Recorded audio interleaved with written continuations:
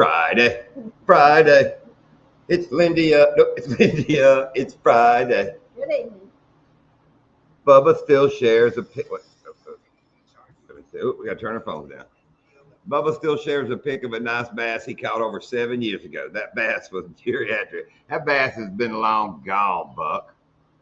What you talking about? And as y'all can see, we are dock free tonight. He had that. I don't know if y'all remember. I didn't remember. He's got that basketball game.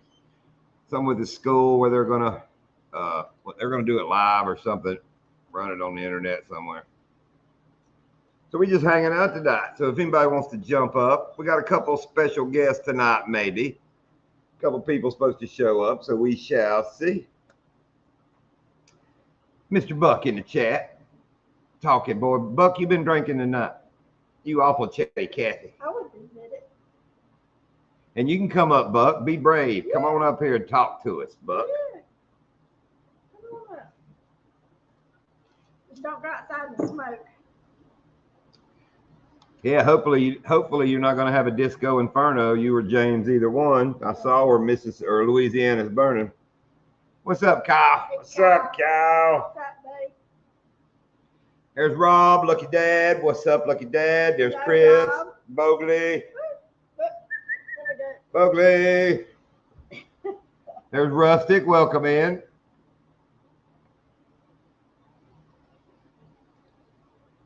So what's everybody up to tonight?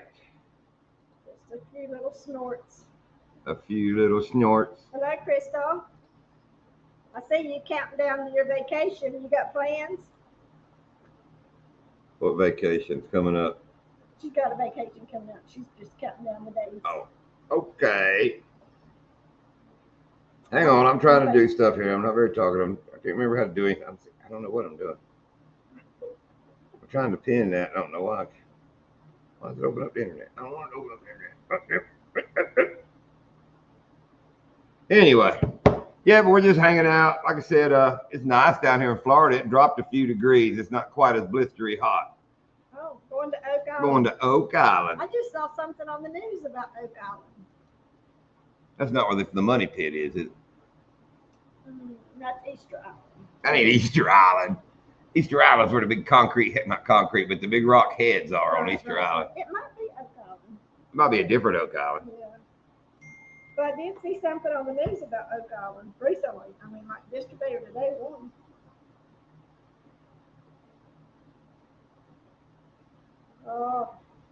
Rustic Outdoors from Texas or Louisiana. I know y'all got. Yeah, I don't know. I don't remember where he's from, but yeah, y'all been getting hot now. See, we had that heat wave the last 3 weeks, and it's done dropped down now where our high's like 95 and all, getting back to normal. July, we had it in July. Bad. The 9-year-old shark. Yes, that was it. The 9-year-old shark bite. That was it, Crystal. Yep. Oh, with the water? Yeah, I saw that. In the shoulder. Yep. Man, you notice everybody's getting bit by sharks. Everything's on fire. Everything's flooding. Well, I mean, it's their water. You know, we're going into their water. You know, Sharks were there we first. know what's in the water. I'm not going swimming in the ocean because I know what swims in the ocean. And Chris Bogley, great video. You were tearing the bass up on the damn Delaware. Redfish are the only fish in the ocean that do not have teeth. Everything else has teeth and will eat you. Redfish kind of got teeth too. Well, not bad. We don't lip them. Not bad. What's up, Mr. Shane Flint? How are you tonight? Hello, Shane. I'm so ready to go redfishing, by the way. Those bar lights. There's Gio. What's up, Gio? Everybody's popping in tonight. We're just hanging out. Hey, buddy Gio. 77 here today. Howdy, y'all. Are you 77 today? I think he said the temperature. Oh. You just called Gio 77. He's not that old, I don't believe. He can't be a day over 75. Trade Crystal's gonna go wading to catch mullet for bait. There you go. Throw your cast net. Lindy is great with the cast net. She always caught our bait. I drove the boat. She threw the net. And yes, I run it aground. Well, kind of got in shallow water pretty quick. And last thing I saw was her bottom of her flip flops going over the front of the boat. Went about a foot deep back there. Yeah, but there was a lot of oysters and mud. Yeah, Yep. yeah, it was pretty bad. Oh, well, here's Tucker with the score tonight. Okeechobee 16 into the first against DeSoto. Sweet. Go Brahmins. Yeah. It's our local high school. Tucker's all about how he knows everything about the high school. He's dumped me off the boat a couple of times. Yeah. I fell off a time or two. Sweet. You missed those 77. When I caught that redfish on the Intercoastal Waterway with Rambo and all beside us, and I went clean off beside the boat Just once. and still brought the fish in. But it wasn't my fault, so I still owe you two. Yeah, I was fighting the fish in the back of the boat, and it run to the front of the boat. So I was going to do this little step move beside the depth finder and the steering wheel with one foot and make the other foot hit up in the bow. And it was summertime. I had no shoes on. I stepped up on the side of the boat. And it's funny. I sat there a minute, and there was something right in front of my face. And I was like, what is that? And I looked over, and it was actually both of my feet. I mean, I did one of those where my feet come straight up. I went head first in the water beside the boat. It's about 3 foot in there, wasn't it? Still had the rod. Yeah, come up out of the water like a damn swamp thing, holding that rod. Still had the fish. Caught the fish. And right, of course, right beside my buddy who had a full charter boat. He was laughing. Oh, everybody, people, the partiers going up and down the Intercoastal Waterway were laughing because it was such a fight. There were party barges stopping and watching, and that's kind of why I tried to do the big cool move there. But then it was pretty cool. They all got to say it. I was the man because I still had the fish. So It turned out good. when I realized I was going in, I death gripped that rod. It's scary up there falling in the water like that because it's all oyster shells. I mean, you'll come up out of there. That's like when the fish broke the rod holder. Rod went out in the water right beside the boat and was just sitting there. But it was all in the edge of the oyster bed. I started to dive out there after that rod. I mean, it just sat there probably 20 seconds. Then it left like a missile. I was like, well, it's gone. It's gone.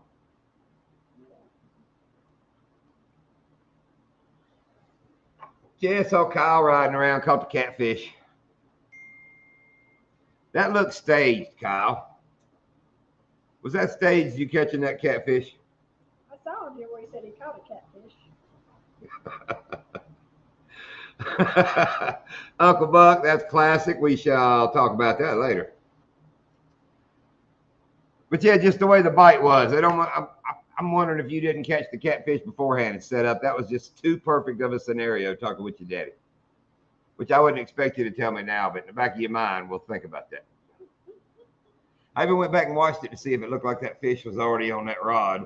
And I thought about it. I mean, I thought it out. He could have let a bunch of line out, let the catfish kind of swim and drive the boat and turn the camera on. And about every time everything drew tight, then the fish would sit. See, I thought of how you could do it. I could fake that if you didn't, Kyle. What's up, FBO? Not saying Kyle didn't catch it. I agree he caught it. I just wonder if it just, I don't know. That's my evil mind. David Williams, what's up? And who are we looking for that didn't give us their address? Muskie, Captain Muskie. Captain Muskie. If he comes in, everybody help me remember. He won that last week or the other week and didn't give me an address. Freezer Bound, hello. What's up, Freezer Bound? Renee, hello. And Chillin from Carl from Indiana won the decoy in the Owls auction, and we got it all boxed up. We just didn't have any bubble wrap. We finally went and got bubble wrap today. David, hello. I think I got everybody. Get here a little later. Like I said, we got a guest coming up, so we're just going to hang out and talk. There he comes. Doc's got, like I said, at the school. Anybody's welcome to come up. Chris, you ought to jump up here. I don't think has Bogley been on our live before? Maybe just for a moment. And Bogley, the encore of the Welcome to the Delaware. It was funnier that Joe thought it might have been a different song in our chat. That was funnier actually than you doing it. But I laughed when that came on. We were into boat fishing and I was watching the video. I was taking a break and it got to that part and it was on. But I don't think we've made a video from that day. We went a few days and the bite has just been horrendous. Yeah, we got the footage, but we didn't make a video. Yeah. Well, I think that was from a trip or two ago. I still got the last trip video, or I could put out. But we're struggling to get, we had 9 the other day. I kept the footage and I was going to make a video, but Lindia kicked my A. She had 7, I had 2. And what did we figure out? 10 hours of fishing, something like that? Yeah. But they're just not feeding and biting on top. They're kind of sluggish, staying low. So. And the kind of hard fishing where we had no excuses. Yeah, you know, our kind of fishing is on top. Yeah, that's all we had was the hot water because the water was beautiful. We were fishing in perfect water, places where we've wrecked. I mean, the water was up though because they've had quite a bit of rain here lately, so we were able to venture into some new places where we did catch some new fish. You caught some new. I caught two. One in the morning, one in the evening. But for a person that has patience and likes to worm fish or stick worm fish that can drop things and slowly and wait and all of that, John's in a hurry. He ain't gonna slow fish. What'd Roland say? I'm a power fisher. He's a power fisher. I don't want every fish. I just want every pissy fish. I didn't move down here and do all this to catch one on the bottom going,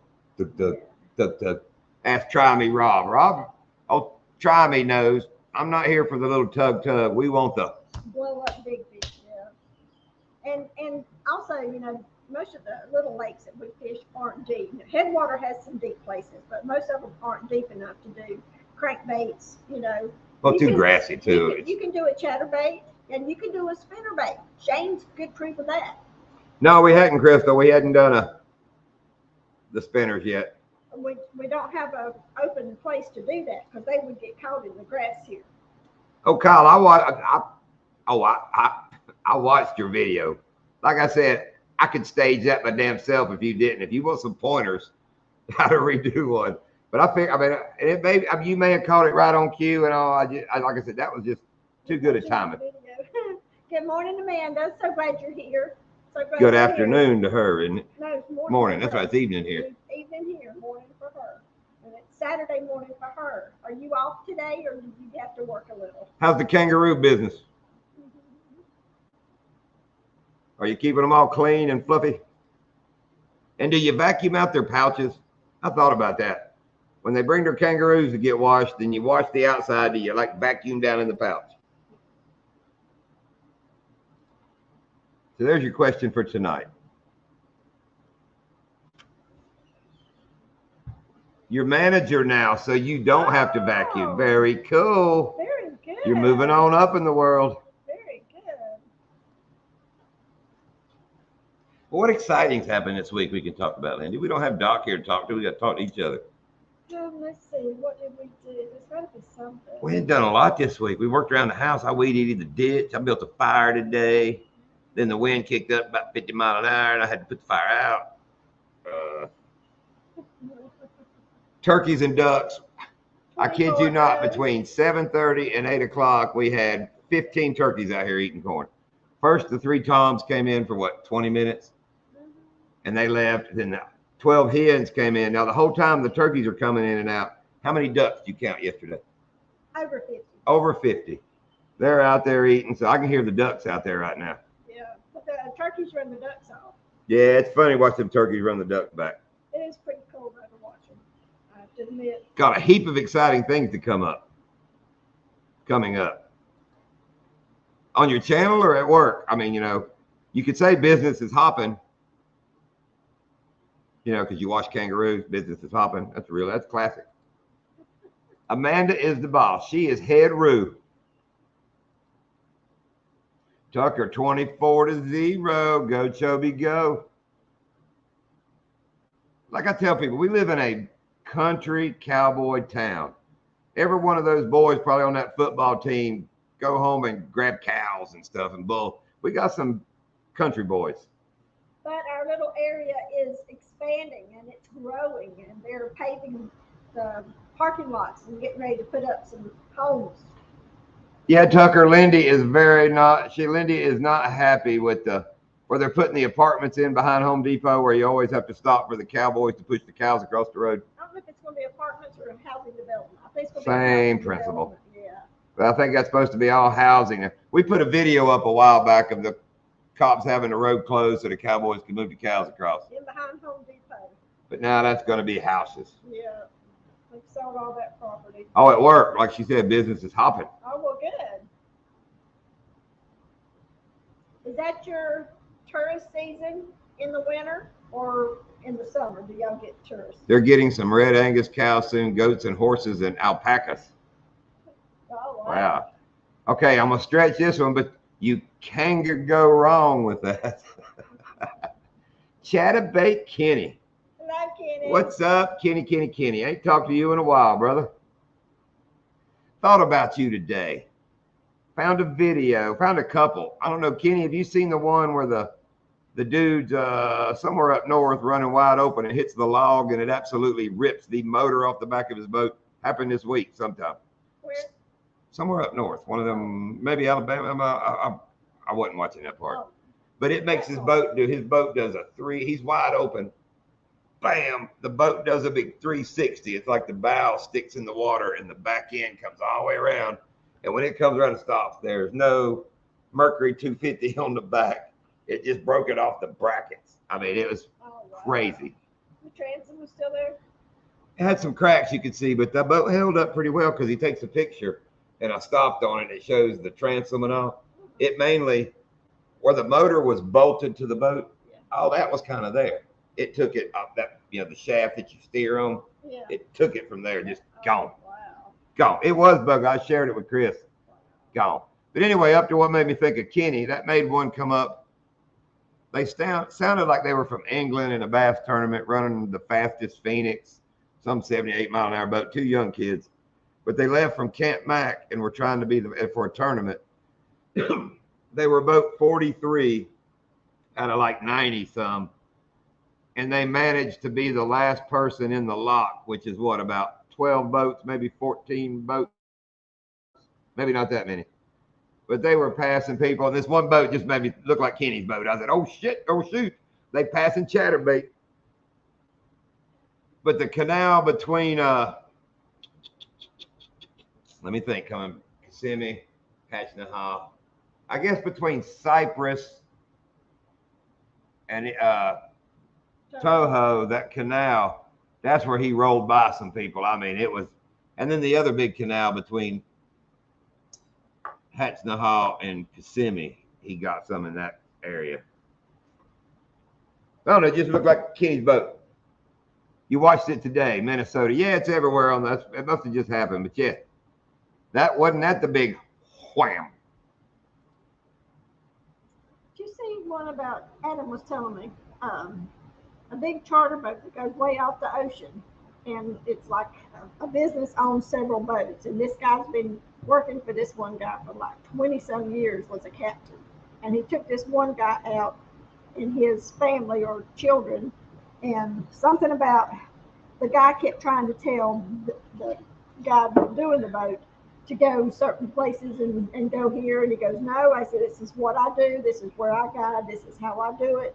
And the guy kept trying to get him to go somewhere else, and he wouldn't. Well, there was trying to bring in a fish or something in the back, and that guy happened to be going up to the captain's galley, and said he fell going in and accidentally hit the throttle. Now he's claiming hit the throttle, which threw the captain of the boat almost completely off of the boat, almost into the motor, and almost got hurt.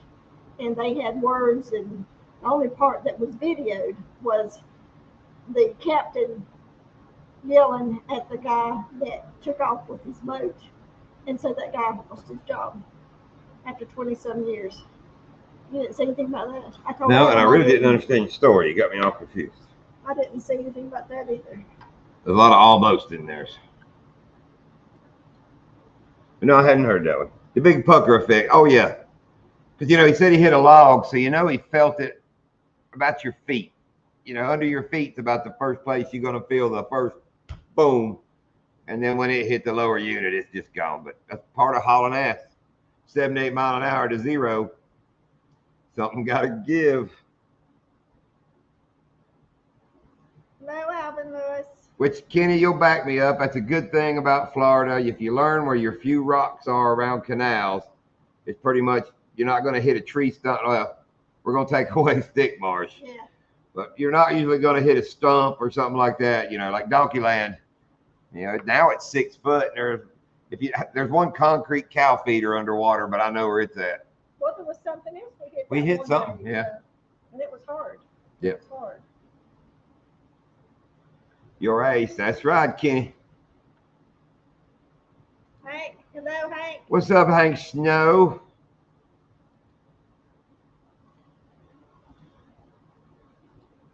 What's everybody got going on? Who's fishing in the morning? Yeah, I'm sure, Hank. Rocks. As you get north, I'm sure there's more. Yeah, the rocks get me like that stainless steel prop we have now. The little dents, the little crinkles in the end of it was what, the third day we had it? Yeah. And we went out, what, Indian Prairie? Yeah. Went out the Indian Prairie Canal and took a hard right and was idling. Didn't go far enough. And just bam. But like Kenny talks about, down here we have so much sand that it's shell rock. So when they dig out a canal, they just piled the rock off to the side. So even after you get out into the main lake, you know, that canal trench is still there. So there's lines of shell rock coming out. So when you come out of canal, you go pretty far out before you hang it. And we run a lot shallower than Kenny, and we hit crap. So I know Kenny with his bigger boat, he's got to really be careful. Kenny, you got a jack plate? That's what I want. We hit scaled logs with teeth. Scaled logs with teeth. You lost me, Kenny. Oh, okay. Oh, I've hit some of those myself. Those big logs that lay in the water that have teeth. I got you. Yeah. You know, I told you, we don't know it, but we hit something coming through the pass on Okeechobee. I mean, one of those, like Kenny knows, you know the difference in something hard and something that's meat. And it was a pretty good, we went on, went home. It was like the next afternoon we come through there and there was a freaking manatee in there laid up. So I'm hoping it wasn't us that took him out. I think he was more decayed than from us. That's what I'm going to hope. Yeah. But whatever we hit, we took out because it was a pretty hard thud. What a man to plant. Planted 40 trees yesterday, got one big English oak to plant today and a few other things to get done. Well, very cool. You repopulating Australia. Are you getting much rain or is it dry down there? Yeah, I thought you had a jack plate. I don't need much, but when we were going across Stick Marsh idling, and out of the blue, we just, boom. I mean, we're idling, looking for stuff. And Kenny, out from the boat ramp at Stick Marsh. When you launch your boat, you come out of that canal and you turn out in the lake. There's some buoys out there that say fish attracted on them. I don't know how many times you've been to Stick Marsh, but when people leave out of that ramp, you romp it and take off. With the water down, all around them freaking fish attractor buoys are big old pieces of angle iron drove in the ground like death spikes. Some of the buoys are gone. I mean, these things are sticking out in the middle of nowhere, which they're probably out of the water now, what, 1.5 feet, 2 foot. But I've been through there and we have never, I had no clue that shit was right there. Kind of scary. I mean, we banged all the way across. High centered the boat idling, got up on a cypress stump and it slid before I could pull it back to where the prop was barely in the water. I mean, we were stuck for a little bit. It got to where I told Lindy, we're going to have to Yamaha off of here. I put the prop in the water, gassed it, rooster tailed it. It kind of did 2 turns around the stump until it caught enough to shoot us off. Yeah, that place is treacherous, man. Treacherous. And rolling all his videos, he's been out there, looks like about every other day. I bet he's got that boat beat to hell. Looks like a whole goat coyote fish hybrid. Where? I'm wondering about all these mounts back here. Oh, wait a minute. What does it say here?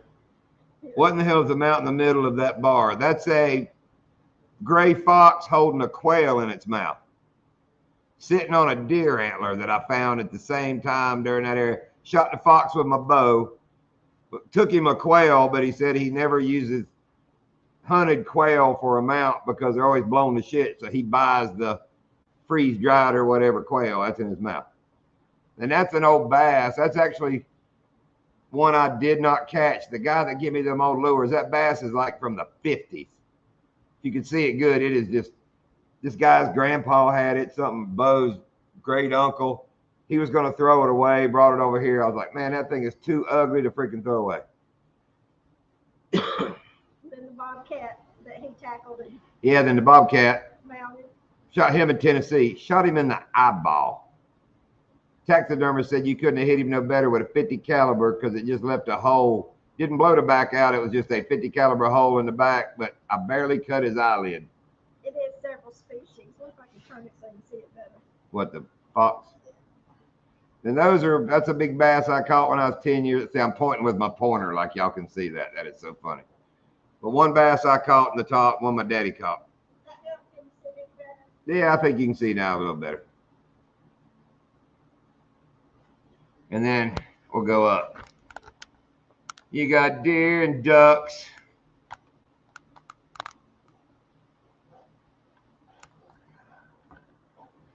What's up, Catfish Fever? How you doing tonight, brother? We just hanging out tonight. I got somebody supposed to show up later, and we're just kind of hanging out till they do. Just shooting a crappie. Was talking fishing, but we hadn't went this week, and ain't nobody telling too many fishing stories. I sent a text to Roland Martin, tried to get him to join, but he never texted me. He was out west with Jimmy. I think him videos are way behind. That's why we're not catching him up there at Stick Bars, because he done been there, done that. That's what I wanted to do, was go up Whoa, the whoa, headwaters. what did I do? Go up the headwaters and walk up the bank and fish in 3 different lakes. Have we done that on a video yet where we stood? Have we made that video? Yeah, we made one. Didn't we?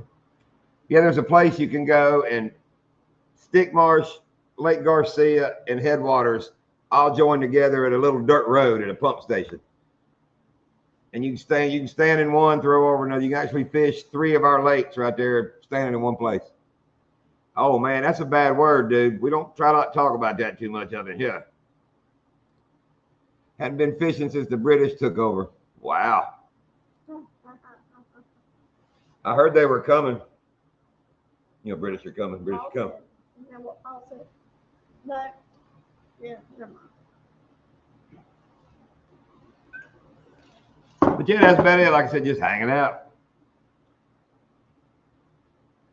Buck, I think I asked you earlier, what you into tonight? Buck was started this live out just chatting.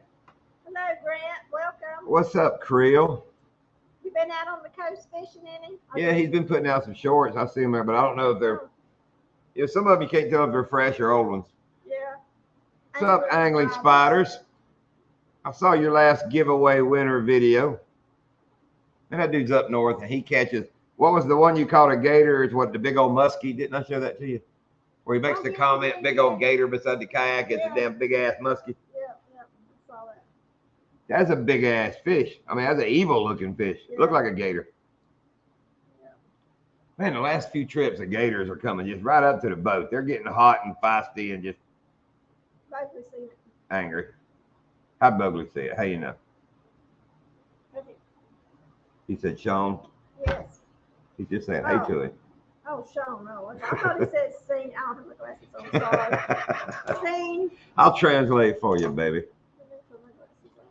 Yeah, I know, Grant. Been hot, bro. That's why we have kind of laid low on fishing. A few times we went, we've had to pound it out. Like I said, we caught 9 day before yesterday, something. But this breeze we've been having's been really nice. Oh, today's been nice. Yeah. What's Amanda saying? Have a good day at work, Amanda. All right, shine them kangaroos, Amanda. Hope to see you next week.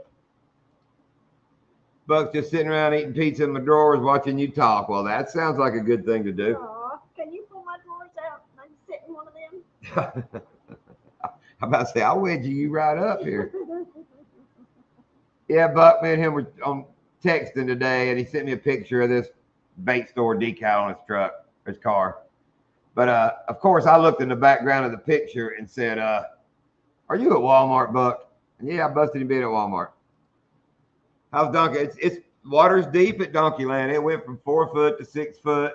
Fish are laying at the bottom of it, buried up in all that grass, trying to stay cool. They got a whole lot more rain yesterday. The ones we're catching are fat and healthy, but they're smart. They're conserving energy, laying up in the thick and the cooler. But fish are going to be really healthy in October when they get back to feeding good. I mean, it's going to be a good fall over there. Yes, it is.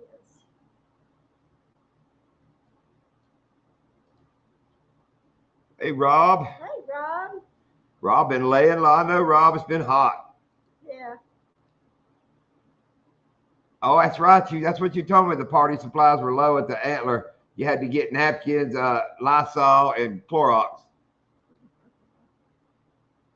Don't forget your gloves. Gloves, Buck. Elbow height gloves.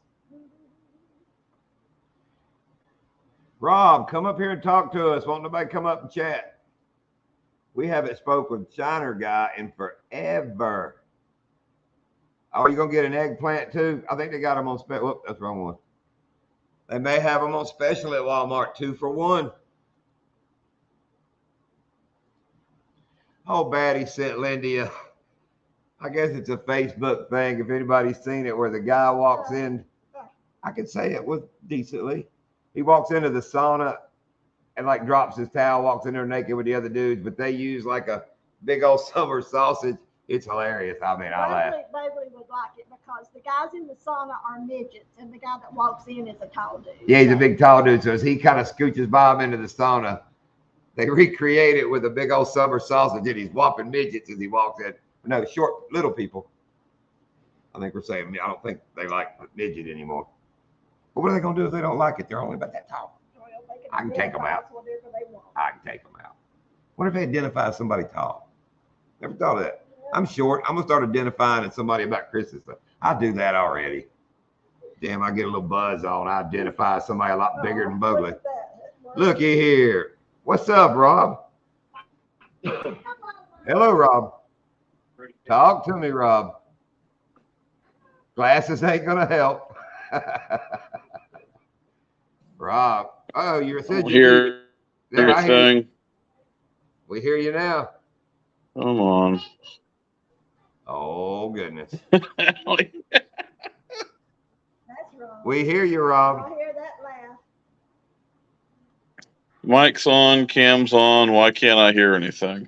Turn your speakers up. Ceiling fan there. Boy, Chris, are you thinking of the old ceiling fan videos I'm thinking about? Yeah, he's nuts over them. These nuts. Oh, why I can't hear anything. Come on, Rob. Why can't you hear us? I don't have you muted. All right. Oh, we can hear Nana. We hear Nana. Hey, Nana. Somebody tell him we hear Nana. Oh, he gone. Well, I hadn't got to hear Nana in forever. That's what I was thinking, Buck. Yeah. The only people I know would have a 12-hour live and it'd be pointing at the damn ceiling fan the whole time. Those was fun days. I like coming out there fishing when the mullet runs. Yeah, Lindy's ready to go red fishing. We're going to be making a red fishing trip for long. We're going to have to go towards the Louisiana, towards the Gulf up that way. We're going to go to the Gulf side instead of trying Of course. Oh, yeah, of course. They ain't on the Atlantic side. We're going north. Very few and far between. We're going north. We're going up towards Buck. Yeah. We're coming your way, Buck, but coastal. Till once the fire goes out. Bubba set that fire. That's wrong. I'm just kidding. And it was good to see Bubba the other day in the video. I don't know if it was Buck's or James's video where Bubba's walking around with no shirt. I was like, man, I miss Bubba, but I don't miss that at all. All right, Boxy. Hey, Boxy. At about 7 o'clock a while ago, the 3 Toms were in the yard eating. They ate about 30 minutes and walked out, and we looked up about 5 minutes later, and there were 12 hens in the same spot out here eating in the yard. And both. 50 whistling ducks. Over 50. They eat me out of house and home. I'm feeding them scratch, and my God, what is it? $16 a bag, and they're going through one about every 4 or 5 days. About less than that. Less than that if I stretch it. Because of the turkeys. And the ducks, and the blackbirds, and the doves. Although I forgot we had the, I sent a picture to Boxy. I'm brain farting on the name. Sandhill cranes were out there. Yeah. Them things look me in the eye. Those kind of freak me out. I walked out the front door and there's a bird standing there, and I ain't crapping you. He's about looking at me in the eye standing there.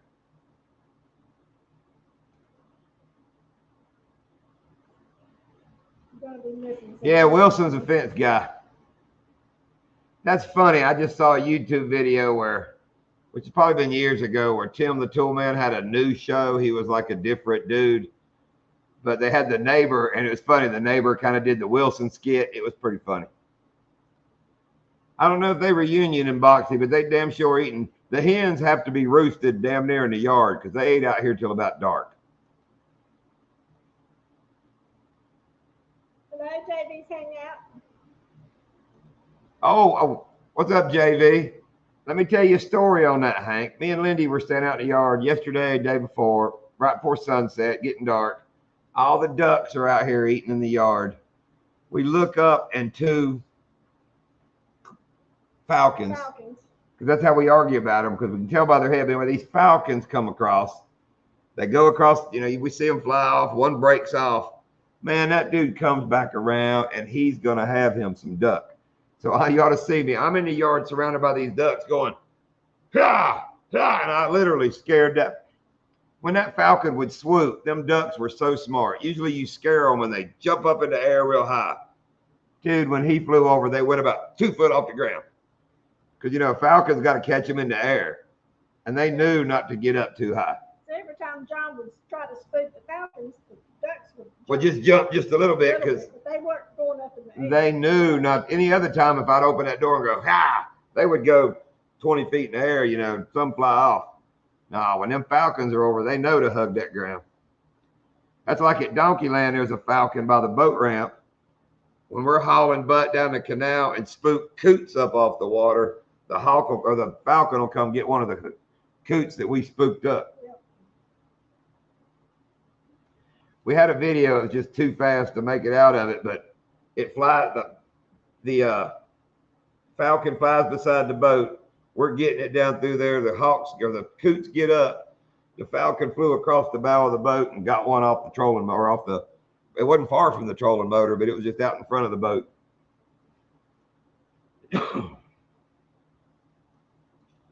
But yeah, anybody doesn't go over to JV's Hangout, that is a fun group to watch, but you got to keep up. Why aren't you live tonight, JV?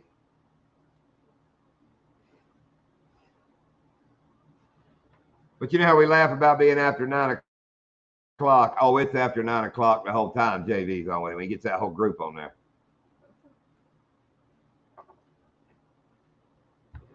Yeah, Boxy, the pack you showed, is that like the one that you give away in the auction that Glenn sent? It looked a lot like the same pack.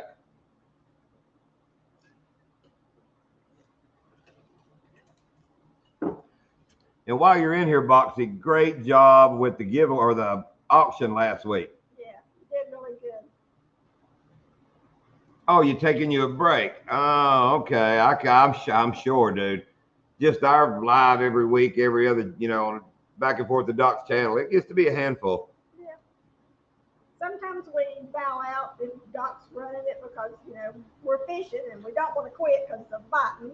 Well, it's getting back now where it won't bother us. But during the summer, it's not dark till 9 o'clock. So now it won't be long. It'll be good. We are so ready for cool weather. Get the crappie charter started, spec charters, crappie, whatever you want to call it. And Shane Flint was in here. We were in the Shane Flint tournament, and neither Lindy or I got our 5th fish for the tournament. I don't know if y'all remember. Your 4th fish had to be an inch longer than your 3rd one, and then the 5th one had to be an inch longer, and we just never got our big ones. Yeah, same funny thing. It was right after he donated that I was contacted by New View. Yeah, very cool. Dude, you can just talk about, now that I've mentioned that pack in this live, I'm going to get an ad for it probably on my phone. You know how everybody's watching us. And what about the Oliver Anthony? I think that's his name. That song, all his songs just taking over the world now. You imagine singing songs in your backyard, and then like a week later, you're singing in front of thousands of people. That has to be just mind-boggling.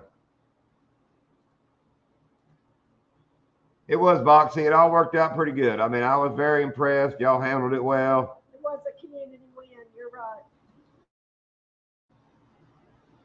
Helping somebody in need, and that it was great. Yeah, work day was great. And like I said, y'all took on a handful and y'all did a great job. APA traffic and outdoors welcome. Yeah, I brought it up. Hello, PA. So what you doing tomorrow, Boxy?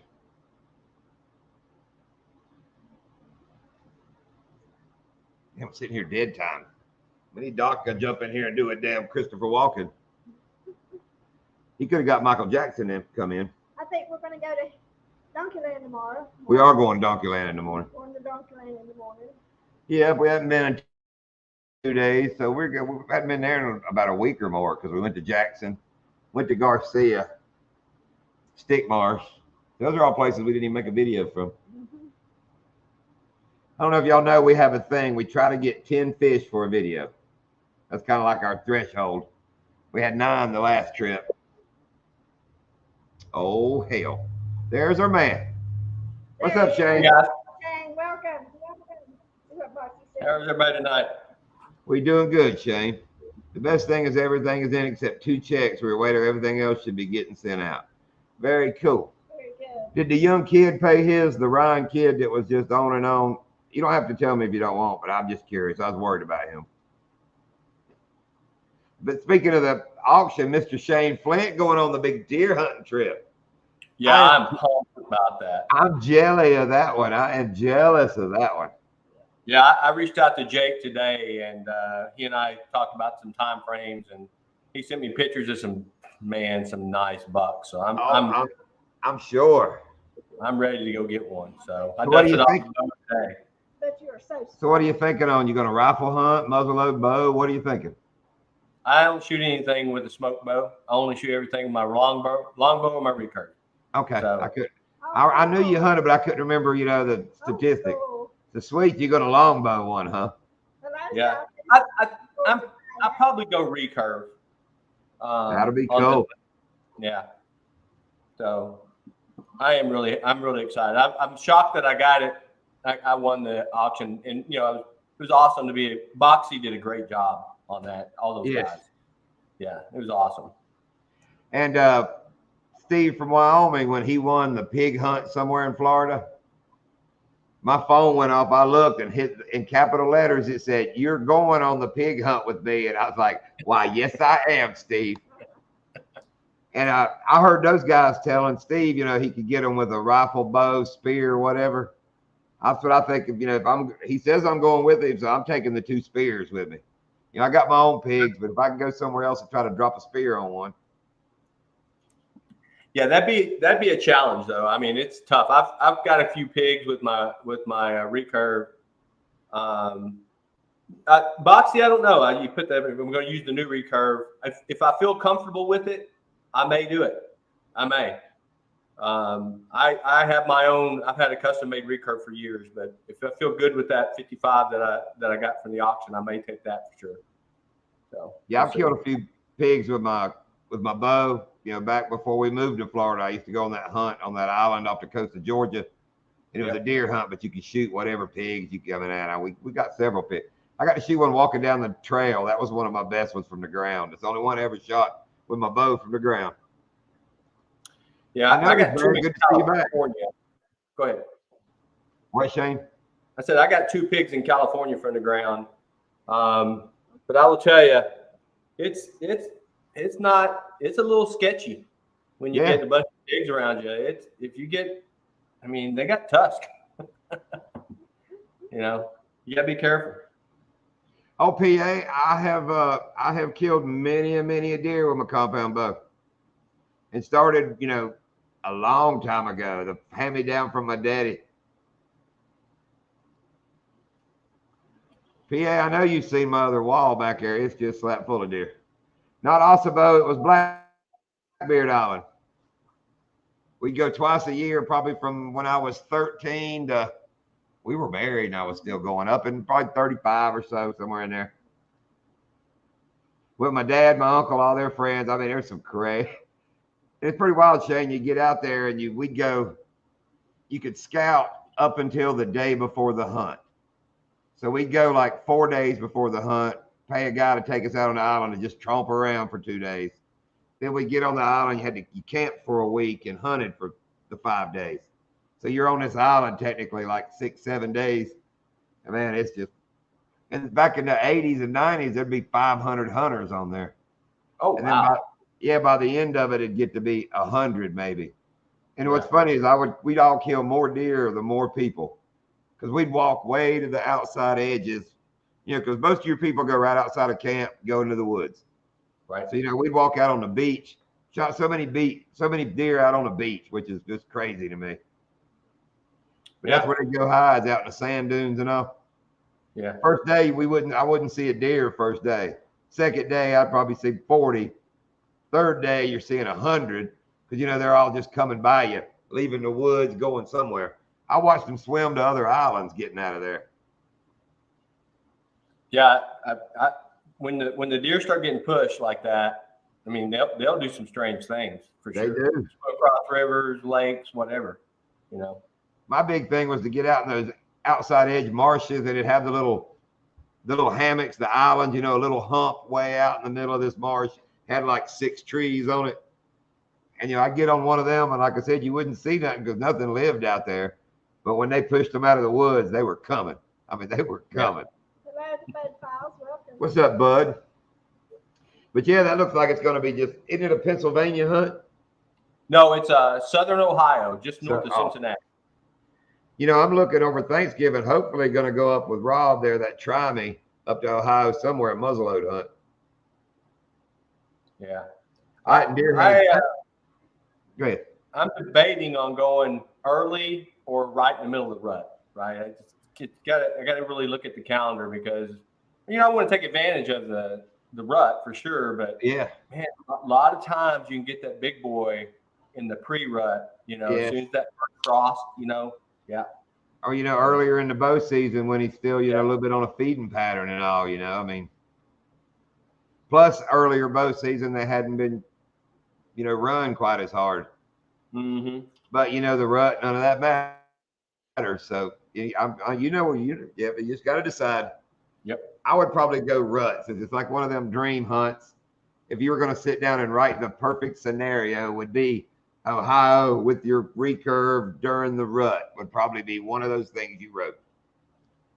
Yeah, I'm definitely going to. It'll be an episode. I'm going to record it. So Maybe a couple episodes, Shane. it could be, yeah, potentially, yeah. Yeah, I'm excited for that.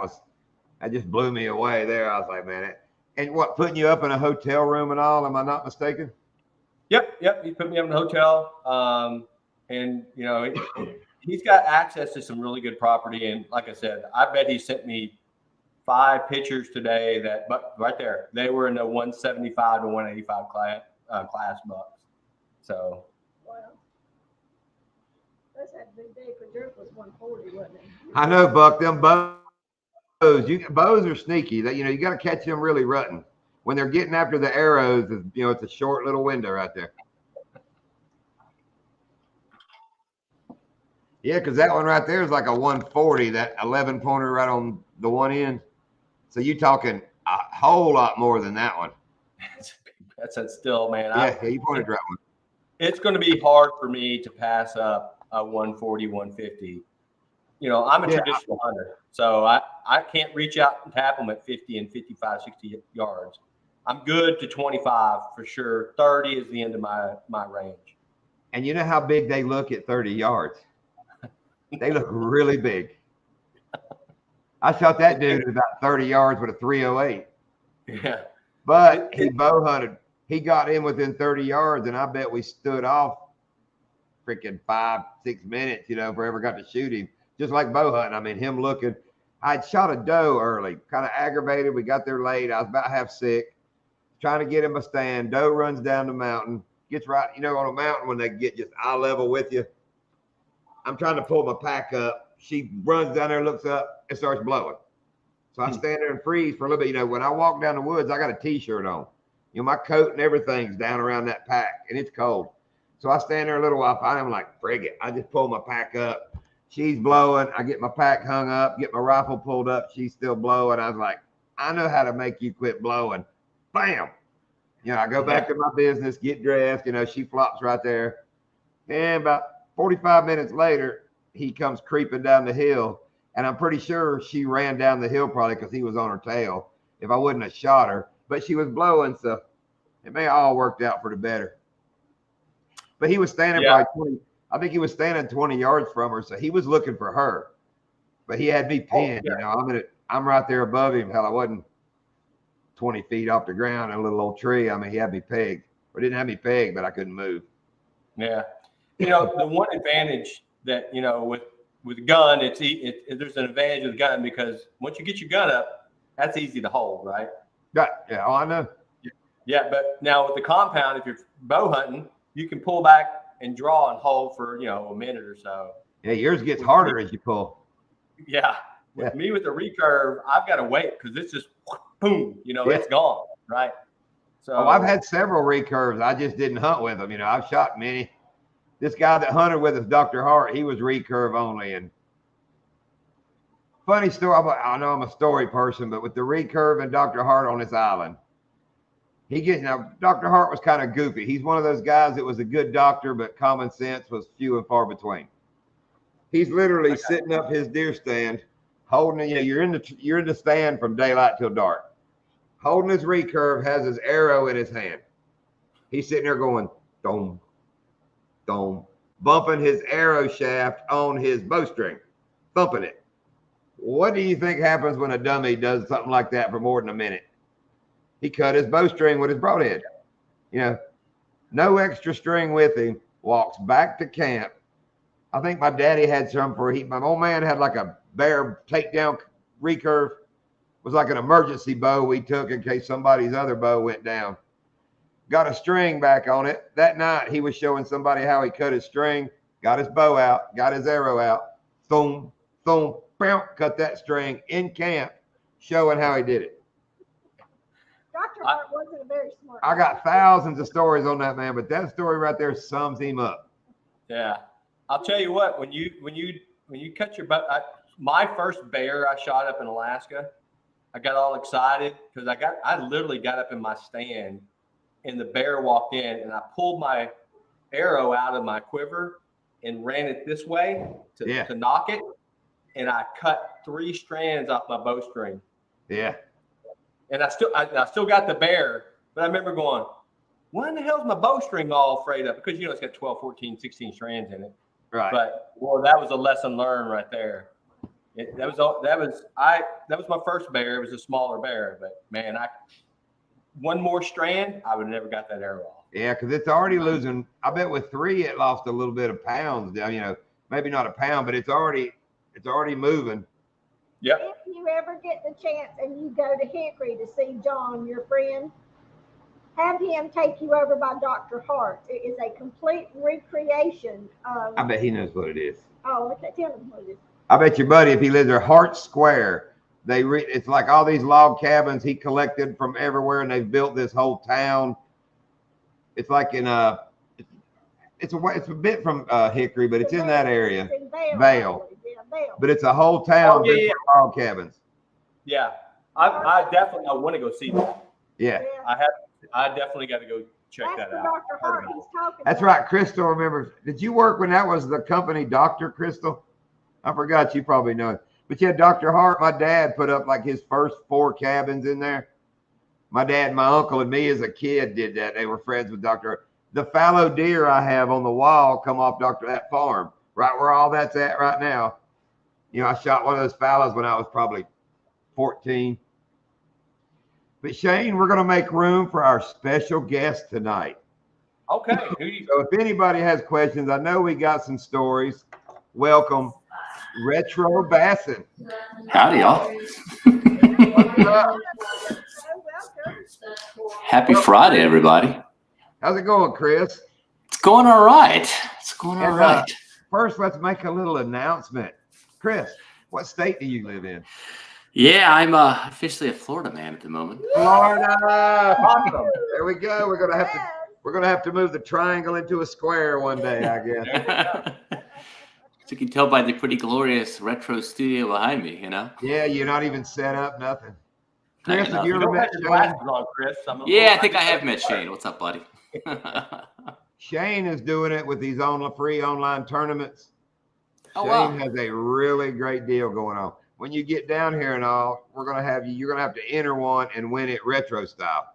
Nice. Because they're great ones. I mean, all kinds of different ideas, and it's a great. Shane's got some good stuff going on. I think he said he met him.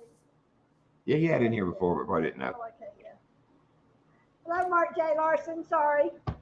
But a So, little hey, backstory with me and retro, I sent him a bunch of old baits, actually almost exactly a year ago, as we figured out from the packaging. That he was going to keep, some he was taking to the Bacons. Tell him I'll let you tell it, Retro. You're taking them where? Yeah. So, well, first off, I moved to Florida recently, and the first leg of the trip was a 22-foot Penske truck, which drove from Austin, Texas to Northeast Florida. But back in Texas were my boat and probably most of my fishing tackle. So, there we Banjo Minnow, absolutely. Yeah. So we ended up driving. Took about 3 days to get from Austin to Florida, and on the way, I made a few stops at some local tackle shops that I may not be to in a while. So I actually filmed this all the way through, and actually I got some stuff even in Austin that I think you guys would like. Chris, let me stop you 1 second. Captain Muskie, you won the other week, and you never emailed me your address. So if you'll one of my Lindy, we wrote our email address in there. Captain Muskie, he said he came from your channel to us, but you won that little couple packs of Bruiser bait. So send us an address. Sorry, Retro. No, so I had the old retro wagon rigged up and started heading east. And so the first stop was a little place called Jensen Fishing Tackle in Austin, Texas. Old school fishing tackle shop. And I was there a few years ago, and they had these on the shelf. 1/4 ounce black silver minnows. Oh. And I've got some guys in Florida who are pretty stoked about this bait. So Ted Lincoln, I bet, is all frothy about that. He is. And what I didn't realize about the sort of the black deal is that unlike a gold or a silver, the reason the guys like this is it's a little bit more subtle and the fish don't get as good of a look at it. Right. So this is good for a wary fish. So I picked up a few of these in the old school Johnson. Look at that. Yeah. So that was the first stop. So that was awesome. And that's a great episode where you fish with those with Ted Lincoln, by the way, up in Florida. And we got to do that some more. So yeah, so that was the first stop, and then I made it to East Texas, and I saw over at Dee's Tackle Box, who actually has a little YouTube channel and an Instagram page as well. And so I stopped by and saw his tackle collection, and he had a couple of baits they shared with me, and one was this, which is actually an Old Ben's bait. And we'll get to Michael Bacon in a little bit, but this is an old bait out of Shreveport, Louisiana, and notice it's upside down. Right, yeah. And I didn't know why, and I found out later. So I went by Dee's Tackle Box. We hung out for a little bit. We did some filming, and then I made it all the way to Shreveport later that night. And that's what brought us to Bacon's Tackle. And Michael Bacon, you've talked to him. So he's an old school guy. His father was fraternity brothers with Jack Smithwick. And Michael Bacon was actually roommates with a guy by the name of Cotton Cordell. And so he knows just about everybody from, fellow who started Mr. Twister to Bill Lewis to just about everybody in there. So we got to spend some time with Michael Bacon. And the reason that I went there with some stuff that you had was because a while back you sent me some lures. And I'm like, well, these are some old school lures. And they were missing hooks and missing propellers and missing skirts. And I'm like, well, I know just the guy to fix these up. So I'll show you some of the lures that you gave me that were in a little bit of a disrepair. And then we took it to Bacon's and he fixed them up for us. So the first one was this, which is an old hula dancer. Right. Beautiful bait, but it was missing the tube skirt. Hook. Right.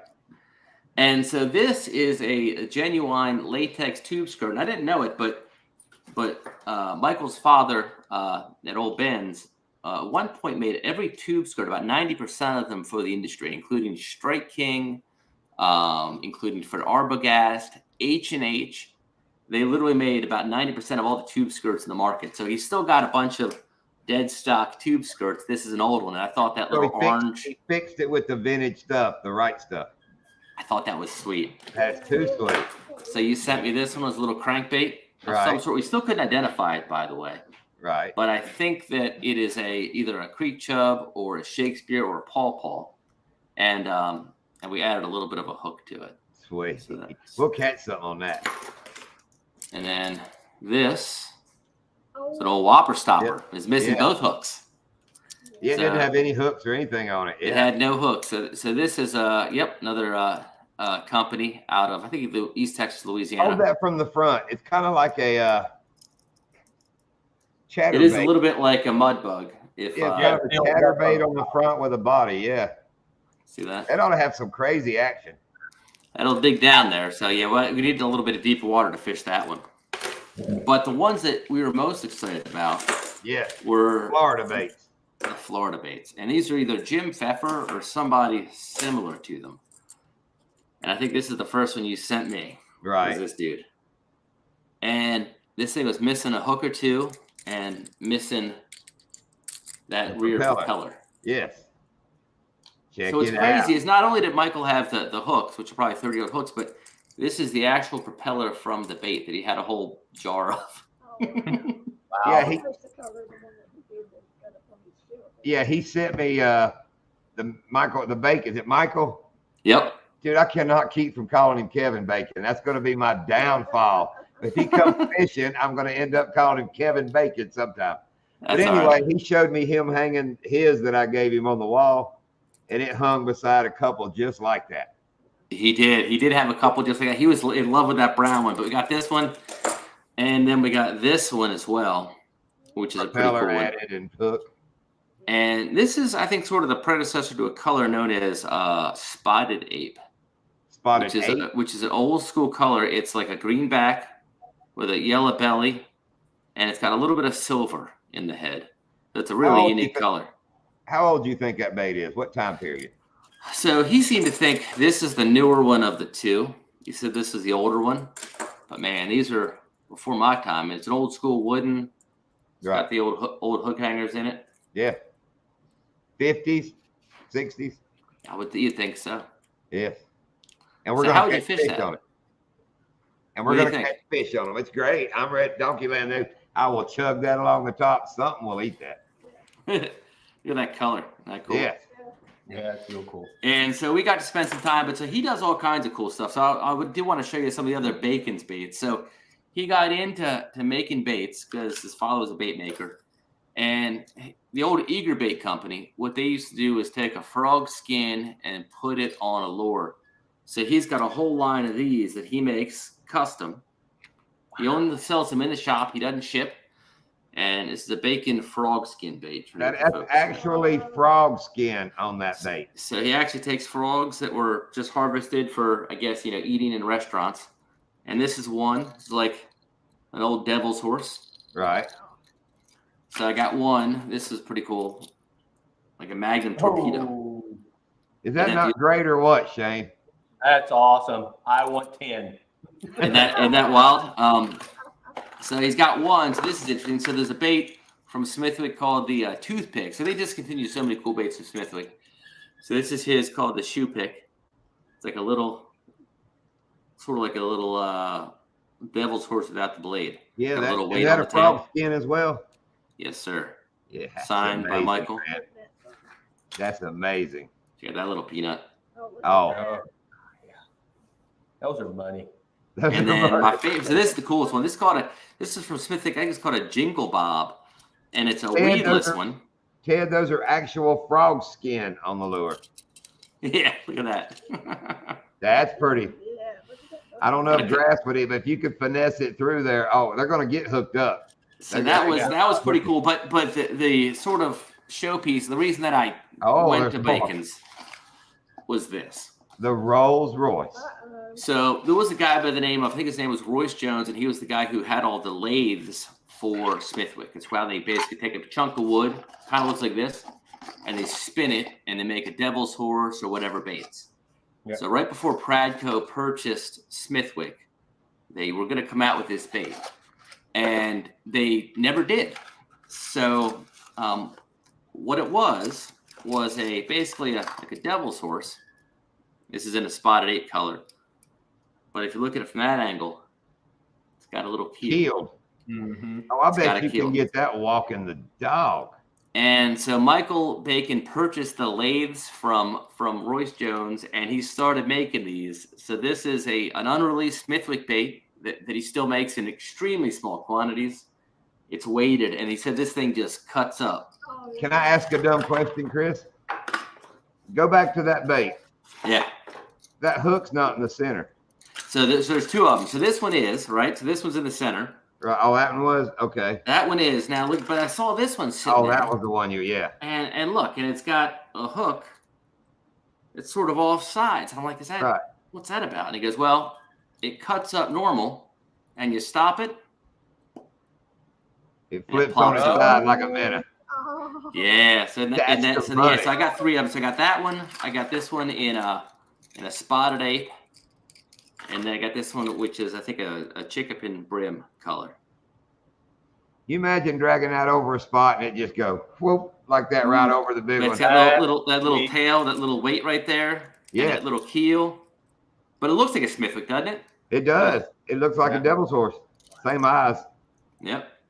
So I don't even know how many of them he's made, but I was like, hey, I'm coming to see you, and I'm not leaving Shreveport without a Rolls Royce. Oh And he yeah. actually has got it printed on the side too, just so like the old Smithwick baits. But that's what he calls it. It's one of Bacon's lures. And yeah, so it's Royce after Royce Jones, and it rolls because it kind of rolls. Right. Yeah. The rolls, right? Freaking amazing. So we got some sweet baits. We got that. I picked up a bunch of those tube skirts. I had a bunch of old school spinner baits that were in need of a skirt. This is an old man's classic, and I remember those tube skirts. I mean, when I was in the 70s at back bay fishing, that's what you so I ran. got some like this vintage Strike King with the yellow and white, but I did some wild ones. I did a blue. I did a green. Right. Yeah, you can't. Guys, leave those he's in the apparently- front, or with the trailer on them, it'll all melt together. Those Right. other ones. Well, you're right. It would. So that living rubber definitely dies on you. But the first spinnerbait I remember throwing was a Mepps Bass Killer. It was in bubble gum, and it was that living rubber. It's like it was made of latex, but it was in a sort of a square cut, and that thing would just undulate like nothing Right. you'd ever seen. Like the new skirts now, they last better colors, but they do not have the movement of something like Correct. this. Right. Yeah. But like Shane said, how many of those have you let melt in your tackle box? Oh yeah, exactly. can Which is remember- why I stocked up on them. I remember the bottom of your tackle box would always have like a worm imprint where it had laid, it just ate into the. I mean, those were the good days. Yeah, I remember the ones that looked like at your daddy's that we brought. Yeah. Yeah. Yeah, some people that are watching that don't realize it, but that skirt is from the 70s. I mean, I mean, crazy. yeah, it's super old school. So, yep, it's a just old dead stock. And so Jimmy Houston actually recently came out with an old school spinnerbait from Lucky Strike. so And- Greg. And apparently he stopped by Bacon's to sort of see the operation, to check it out, to check out the old school skirts. Because this looks like now H&H still has a similar skirt to this day. Right. There's a few other brands, but for the most part, nobody has this. Man, I can remember as a kid buying skirts and putting them on that way, and then figuring out that if you did it the other way, yeah. I mean, I can remember that as a kid going, "Oh heck!" I mean, it was like an epiphany when I realized that. Yeah. Yeah, you're like, "Holy crap, that's what you're supposed to do." Hey, Gary, welcome. What's up, Hogleg? What's up, Gary? Hey, Hogleg. But yeah, man, that's cool. I mean, that's all the stuff I cut my teeth on. I fished. I guess we lived at Back Bay like 76, 7, and 8 something. And my dad back, we lived right on the water. He fished every day he could and duck hunted when it was too cold. Oh yeah. But it was all hydrilla. The whole lake back then. It was I don't know if Shane, you know what I'm talking about? Back Bay, Virginia, upper end of Currituck Sound. Yeah, I know Well, in the what you're talking 70s, it was real brackish. Had blue crabs and big ass bass. That's where them 2 biggest bass up there come out for Back Bay. Hey, Ted. But it was, think if this doesn't ring a bell, hydrilla and wasn't but about 3 foot deep. Okay, that's where I learned to fish. The rest of my life, after we moved, it got too salty. They say it's coming back now, Shane. Coach that Oh yeah, comes, I hear a lot about it. It's actually pretty hot right now. yeah, coach that comes fishing every year, he lives in that area. But anyway, my whole life I searched for hydrilla and shallow water. And we started coming down here to Florida. I was like, I found it. Here's where it is. So that's wild that Donkey Land is so much like what I learned to fish when I was 10 years old. You know, I mean, it's pretty wild. Uh-oh, got a question. Uh-oh.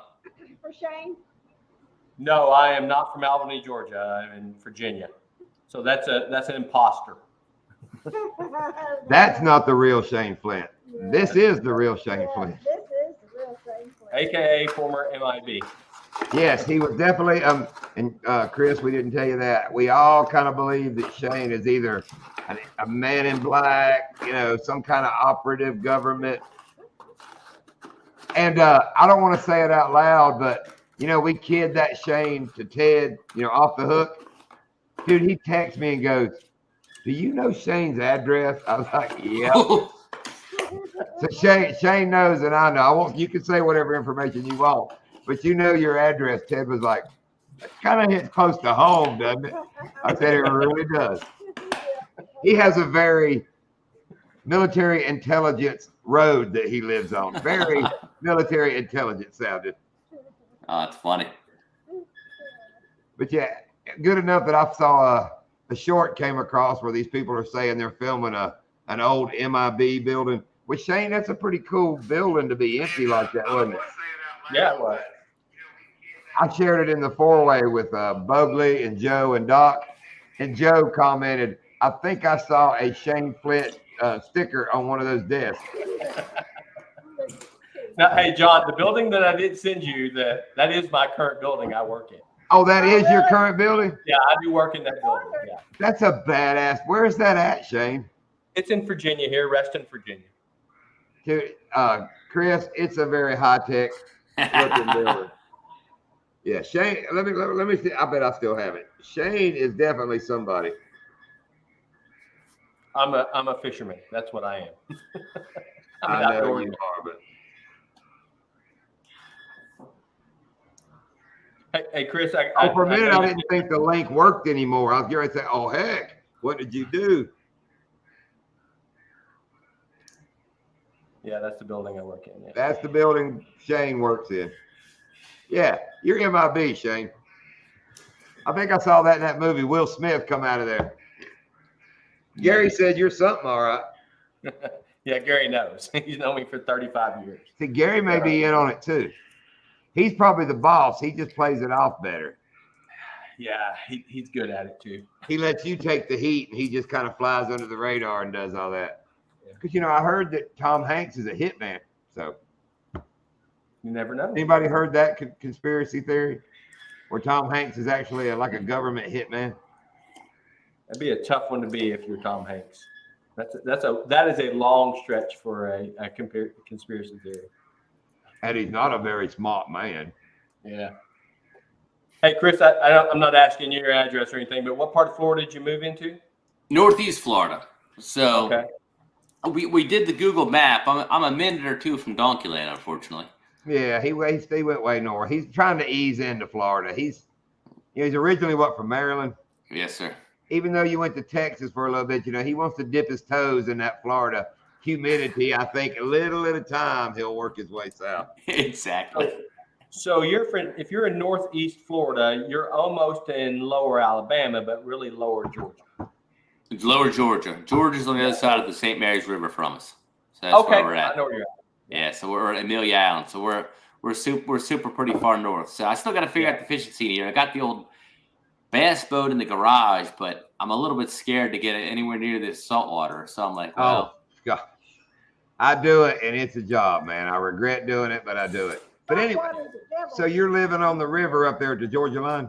so there's a bunch of boat ramps. There's a bunch of backwater red fishing and trout and some stuff and flounder. But yeah, it's honestly, to get any good lakes, I pretty much got to go see Ted in Gainesville. Go down to Orange Lake or a lot of those outside of there. It's and even that's about 2. You got some good fishing lakes there on the Georgia side, not far from. And that's maybe the trick is I haven't really explored that, so I'm kind of curious to what the lakes are. I think it's the Okefenokee is up there. So I need to explore that. There's some water for sure, but we're pretty coastal right now. Yeah. You know, you're really close to the Blackbeard Island I was just talking about. It's at Alonia, Georgia, which isn't but like 30 miles from the Florida line on the other side of Brunswick. Okay, what's that called? That island I talked about bow hunting on as a kid, Blackbeard Island. Yeah, it's at Alonia, Georgia. That's probably what, 45 minutes at max from where you're at now, Chris? It's not far. But yeah, that's where I got my last speeding ticket. The only one I've gotten like 20 years. And they got me for 95 and a 70 right there. We had just moved down here, went back to Carolina. We were selling the farm, had my mother in the back seat and her dang dog, me and Lindy in the front. And I was ready to get home. By that time, I've been gone. I was just getting mama home and in her house. I was rolling through there, right where they always sit, right there at the Georgia-Florida line. In the trees. Is Mark J still in? Yes, he is. Mark J, Joe made me laugh so hard today, and it had to do with you. Joe from Parabellum, his job is they make custom boxes and pallets for like crazy shipping stuff. I guess if somebody was shipping an airplane wing, it might go to Joe's shop and they would build the box and everything to go in there. Hey, Monty. So Joe was building a pallet out of regular wood. He sent a text and a picture and he goes, should I send this to Mark J and tell him that I'm building a pallet from wall wood? Okay, anybody that knows Mark J gets that joke because Mark J has done a bunch of videos where he covered his whole man cave in pallet wood. So Mark was taking pallets apart and making a wall. Joe was taking wall boards and putting them making into a pallet. So that was just so funny. He said, should I send Mark J that I'm making pallets from wall wood? I was like, Joe, that's funny. That's funny. Captain Muskie, I'm looking. I'm trying to find the Bogley. Welcome to the jungle. Oh, you gotta have that. You gotta have that on speed dial, John. I had it on my desktop, but now I'm just trying to look it up in the four-way text, and we text so much. Lake Seminole, Southwest Georgia. Yeah, Lake Chris, Seminole. You gotta check out Seminole. That's I Gary tournament there in the spring. Gary's up that way. I mean, not really close, but Gary's Fishtails, he was in here a while ago. He pitches Lake Seminole. yeah. And Hogleg they're from more Georgia. Mm. I can't find it, Captain Muskie. But watching shorts, I don't know, I saw it where I shared it. These guys were making a short from the Sturgis bike rally this year, 2023. I know everybody, even if you hadn't been, you've seen the road with all the Harleys and the beer tents and all that. They show how packed it is, and they literally turn around to the Budweiser tent, and there's like 2 people in the middle of all this sea of people. Ain't nobody over at the Budweiser area. I mean, it is so funny that people still rolling with that. What you saying, Ted? Oh, cool. Lord Explorer's getting a traveling tackle bag. Hoglegs in Southwest Georgia. But yeah, so how you liking Florida? How long have you officially been, I guess, living here? I mean, I got in last night, so I was the big question was whether or not the old tracker was going to fit in the garage. Did it? Because you can measure twice, but you mess up once, so she fits, which is good. It's tight, but she fits. Do you have the folding tongue? I did a couple of times. I do have the folding tongue, which is clutch. So that'll get you in there at around a 21-footer. Well, just a heads up, we loved our folding tongue till we went like red fishing all the time at the saltwater. And I came home and religiously, car wash right outside of town at the coast, we washed it. I got back home, I washed it, flushed it, washed it. It got to where I couldn't even get the pin out of the tongue. Yeah, I know. And then we had the cables that retractable cables that would go back up in the trailer. Safety cables. They got locked up. That was one of the first things locked up. Yep. Now, I know, Rob, but did you see they got a picture now of damn Kid Rock holding one somewhere? All the commotion he caused, and now they're running around with a picture of him holding the Bud Light. I think that's Photoshop. You think so? Yeah, I saw it. But this Mark J, we're just watching tanning videos today. But yeah, just to let you know, Chris, a lot of these guys in here are trappers like Mark J. Larson. And that dude, just crazy trapping. I'm a Pulls up in subscriber. his truck, gets out in coyotes in his trap, and he goes over. What did he do that for a while? He took a crutch that he had in his car and holds one down to let it loose like a fox. I think he's turning it loose. So he holds this damn thing down with a crutch and gets in there and opens that trap. Nah. To answer Bonnie's question, we don't fish a whole lot on Okeechobee because it's kind of went downhill a little bit, but the fish are there. Yeah, we go out there We just gotta occasionally. find 'em. Yeah. But it's like there's no hydrilla. Since when you were here, there's not a single grass mat on Okeechobee. You got to hunt to find some dollar pads. It's about all reeds and flipping reeds. That's about what it's turned into.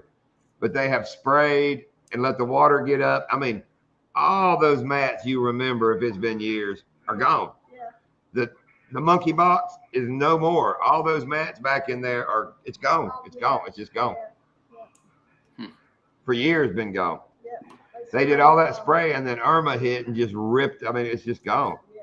Back in Tin House Cove used to be the best fishing. It's just all that's gone. It's just gone. The cut used to be like they called it a cut. It was a narrower path that you took a shortcut behind an island. You could go two different ways in the cut. That's how narrow it was. Right. 2 boats wide was about it. You could pass somebody. Now it's 500 yards wide or more. I mean, it's like a whole nother. Yeah. Yeah, we did too, Monty. The monkey box is gone. All that grass in there, it's just open water, open shallow water, Bye, dirty Dad. water. Are you going hunting in the morning? I missed it. Did he tell us? he's I don't going think it's quite hunting season yet. No, Hmm. no. Oh, he's at baseball practice. That's right. You know, that's like I said. I know we fish Donkey Land and Jackson and all that so much, but we can go out on Okeechobee, spend 5 hours. 3 of those hours we're searching for fish. 2 of those hours we're fishing for fish. We can go to Donkey Land and I can just start fishing. I mean, even when they're not wanting to bite, I just know they're there. I mean, The smaller lakes are a little bit further to go to, but they're so worth it. you know, people ask me, why do you fish there all the time? And I kind of look at them and say, well, why wouldn't you? Tell me one reason Yeah. why I should be here, you know? I mean, Well, John, the quality of fish you catch there and the amount of fish they shouldn't even question that. Yeah. Tell 'em. now they catch them like Kenny and all that. There's guys go out on Okeechobee and catch them. But, you know, they're the flipping. It's turned into a flipping in reeds. And I'm not a good flipper, pauser, let it sit. You know, but I'm not very good at that. The UMass, I think, is a organization that does a lot of tournaments, and they do fish on Lake Okeechobee as well as some other lakes. But like you said, they are flippers. Yeah. And do worms. In my opinion, it went from 40 and 50-pound bags to 30-pound bags, 27-pound bags. You know, I mean, And like Lake Istapoga is one of those. yeah, they've sprayed like if there's no grass. We about got to fish grass and lily pads and stuff the way we fish. We got to have some kind of something. When they get all that sprayed out and it's just those buggy whip reeds, you know, look like saltwater reeds, I'm lost. I'm just lost. Yeah, John, I use the term when people have to have something to throw out as object fishermen. So you got to have something to throw out, right? Yeah. So weeds, lily pads, whatever. And so many people think at Donkey Land we're fishing like open water. And you know, because it looks like it sometimes we're just randomly going along, just throwing baits out in this open water. But that's all, you know, grass just right under the surface. I mean, Mhm. oh, Rob, we are so ready for crappie season. Yeah. We're going to get retro, bring wife and youngins down here. We're going to go out on the pontoon and just light them up, man. Will your wife come? I know your kids will. Yeah, we'll see. We'll see how many folks we get on there. Yeah, we can hold 6. 6 Nice. fishing, not counting me and Lindy. So we got 6 people can come. So, hey, Lindy, now that you got your captain's license, you know, you can get how many? Is it only 6 on the boat? Yeah, she's the captain for 6 fishermen. Okay, all right. I didn't know if that changed when you get the captain's license, but No, 6 that's is plenty. That's more than you can handle when you get on a crappie, right? Oh, When you yeah. start catching them. and you know we tried to get the package where it would cover 6 people's fishing license, but that's only on saltwater. You cannot get that on freshwater. Huh. Yep, but her rating as a captain is up to 6 fishermen. which is, that's all. You know, you put 6 people than me and Lindy on that pontoon, you got a full boat. And then Yeah. the classification goes up too. That's what I'm saying. The more people you get at your classification has to go up. Nice. We don't need all that. That's what we try to do. You know, that's what I tell people, you know, the price, and it's up to 6 people. But if it's 6 people, usually it'll be, you know, 2 or 3 adults, a couple kids. But we've had a couple groups, and it's fun. It is a lot of fun. That's the dove hunting of the fishing world, you know. It is a lot of You know, deer hunting, you're by yourself. You always, but dove hunt, you know, it's a bunch of guys in a field, you know, laughing, shooting. Crappie fishing, you get a boat full of people and just have a good time. And that's a lot of learning, a lot of school knowledge. Go back to. And I'm keeping up with you. I mean, it's not that we don't Captain Muskie, but we may have. You could say who it is. I watch all kinds of stuff, but I don't know that we may not plug any, but we don't unplug any. I mean, I'm open to anything. But Retro, your video with when you went out with your 2 buddies before you left Texas. That was a funny video. Woo, that was a joke. Whoa, Okeechobee, 43-0. Cowboy, the Brahmins. We're the Okeechobee Brahmins. Like the bull. Back to you, Retro. Let's talk about your video with your buddies. That looked like a heck of a good time. We had a pretty good couple of we did the sort of farewell tour pretty well. So me and my buddy Brandon went out and I caught my PB on Lake Travis with him. Yes. That was like that was my last trip on Lake Travis. I got that, you know, and again for me it ain't a Donkey Land PB, but it was a good 6.5er. Oh, we're gonna change that. I mean, it's all gonna change. But yeah, but now we did some, and in fact I got a little bit of footage that I still needed to get off. But you know, again, you pack up the camera, you pack up everything, and it was like, I know you look so funny in the no studio. I know it's wild, isn't it? Yeah. So something else I did. Part of what I brought with me is anybody recognize this bait? Is that a Bagley's? So it kind of looks Bagley's? like a Bagley's, but it's a The predecessor. Bagley's, yeah. It's a what? There's a guy by the name of Fred Young who built a bait called the Big O. The Big O. And the Big first time I O. saw I do remember the Big O. it was in a tournament thing like the 1972 Bassmaster Classics. Ray Scott hadn't heard of it. He goes, he asked this guy what he was catching his fish on. He goes, oh, throw this thing called the Big O. And Ray hadn't heard about it. He goes, oh, what's that like? He goes, oh, it's like throwing a pork chop. So this is the first fat-bodied crankbait. And so this is the original. It was eventually made by Cotton Cordell, and they still make it today in like a smaller size. But this is a Fred C. Young original. It's one he hand-carved, hand-signed. Oh, wow. And you'd have to be nuts to fish with this bait because it's pretty rare and pretty expensive. You driving shit. And that's why I got it. So I got a buddy. Speaking of plugs, so my buddy Mark Ings got a Facebook page called the Big O Connection, and he's a sort of aficionado on this bait. And I told Mark, I said, hey, look, I want to fish one of these. I want to find a beater, one that's been beat up. And so this is a bait that you can see it's kind of had some damage over the years. It's actually been repaired by Fred Young. So I said, okay, perfect. So he sent it, but the lip was still sort of in disrepair. So I was like, well, who can fix this bait? And that's when I was at Bacon's, who happens to have a big collection of Big O's, and it's got that yellow sheen on it. That's because these were dipped in lacquer. And so he actually he fixed this bait for me in real time while I was there. So now it's a fisher. So this Didn't is you say he had a can of the vintage lacquer that he dipped it in? He had a can of the vintage lacquer, and so he fixed it and he dipped it. And so ultimately, this is going to be I'm probably going to throw this on 65-pound braid because I don't want to lose it. You don't want to lose. This is probably, again, I'm not an aficionado on this bait, but this is probably a $300 plus bait. Wow. Oh, wow. Ain't nothing but them glide bait dudes are throwing them freaking high dollar big. Except you can make a glide bait. Again, this thing is one of a kind. So Right, I say it can't be replaced. it cannot be replaced. So yeah, so that's it. So that was on my journey as well. But So to this is catch a nice fish on that would be pretty epic. Yeah. It's a good look, but it's a big old bait though. And this is all those fat bodied ones that came out afterwards. This was it. This was the bait that kind of changed the way the guys fished a shallow water crankbait. Yeah. And it floats, correct? and it floats. But like the Bagleys you're talking about, Shane, and like the See, I would, honestly, all the Lucky Crafts that came out, and I would you know, cheat with that bait. I would take it to Donkeyland and throw it and literally just go clucka all the way to the boat. Just clucka. Well, so, all right. So I didn't know this, but a technique guys used to use on a crankbait. So even a deep diving crankbait, Right.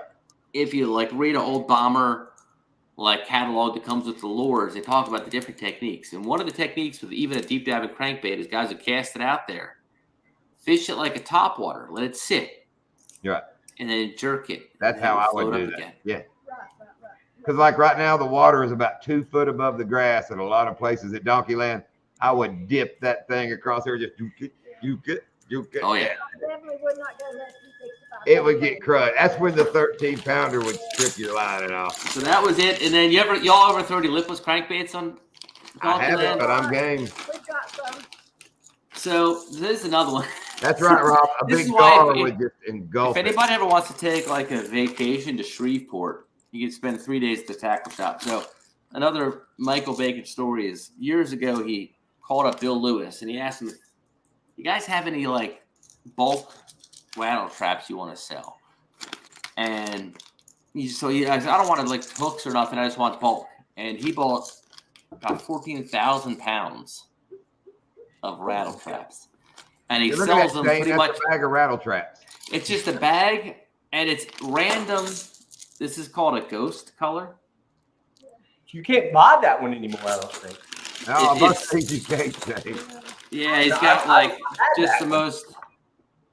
So anyway, so I also went there and stocked up on these dudes. Yeah. I did a lot of that in North Carolina. Yeah, that was Isn't a that big nice? rattle And then I'll trap. hold this one up real close. See that? Wow. Yeah. Beautiful. The etching. That's Yeah, I'll hold it crazy. up.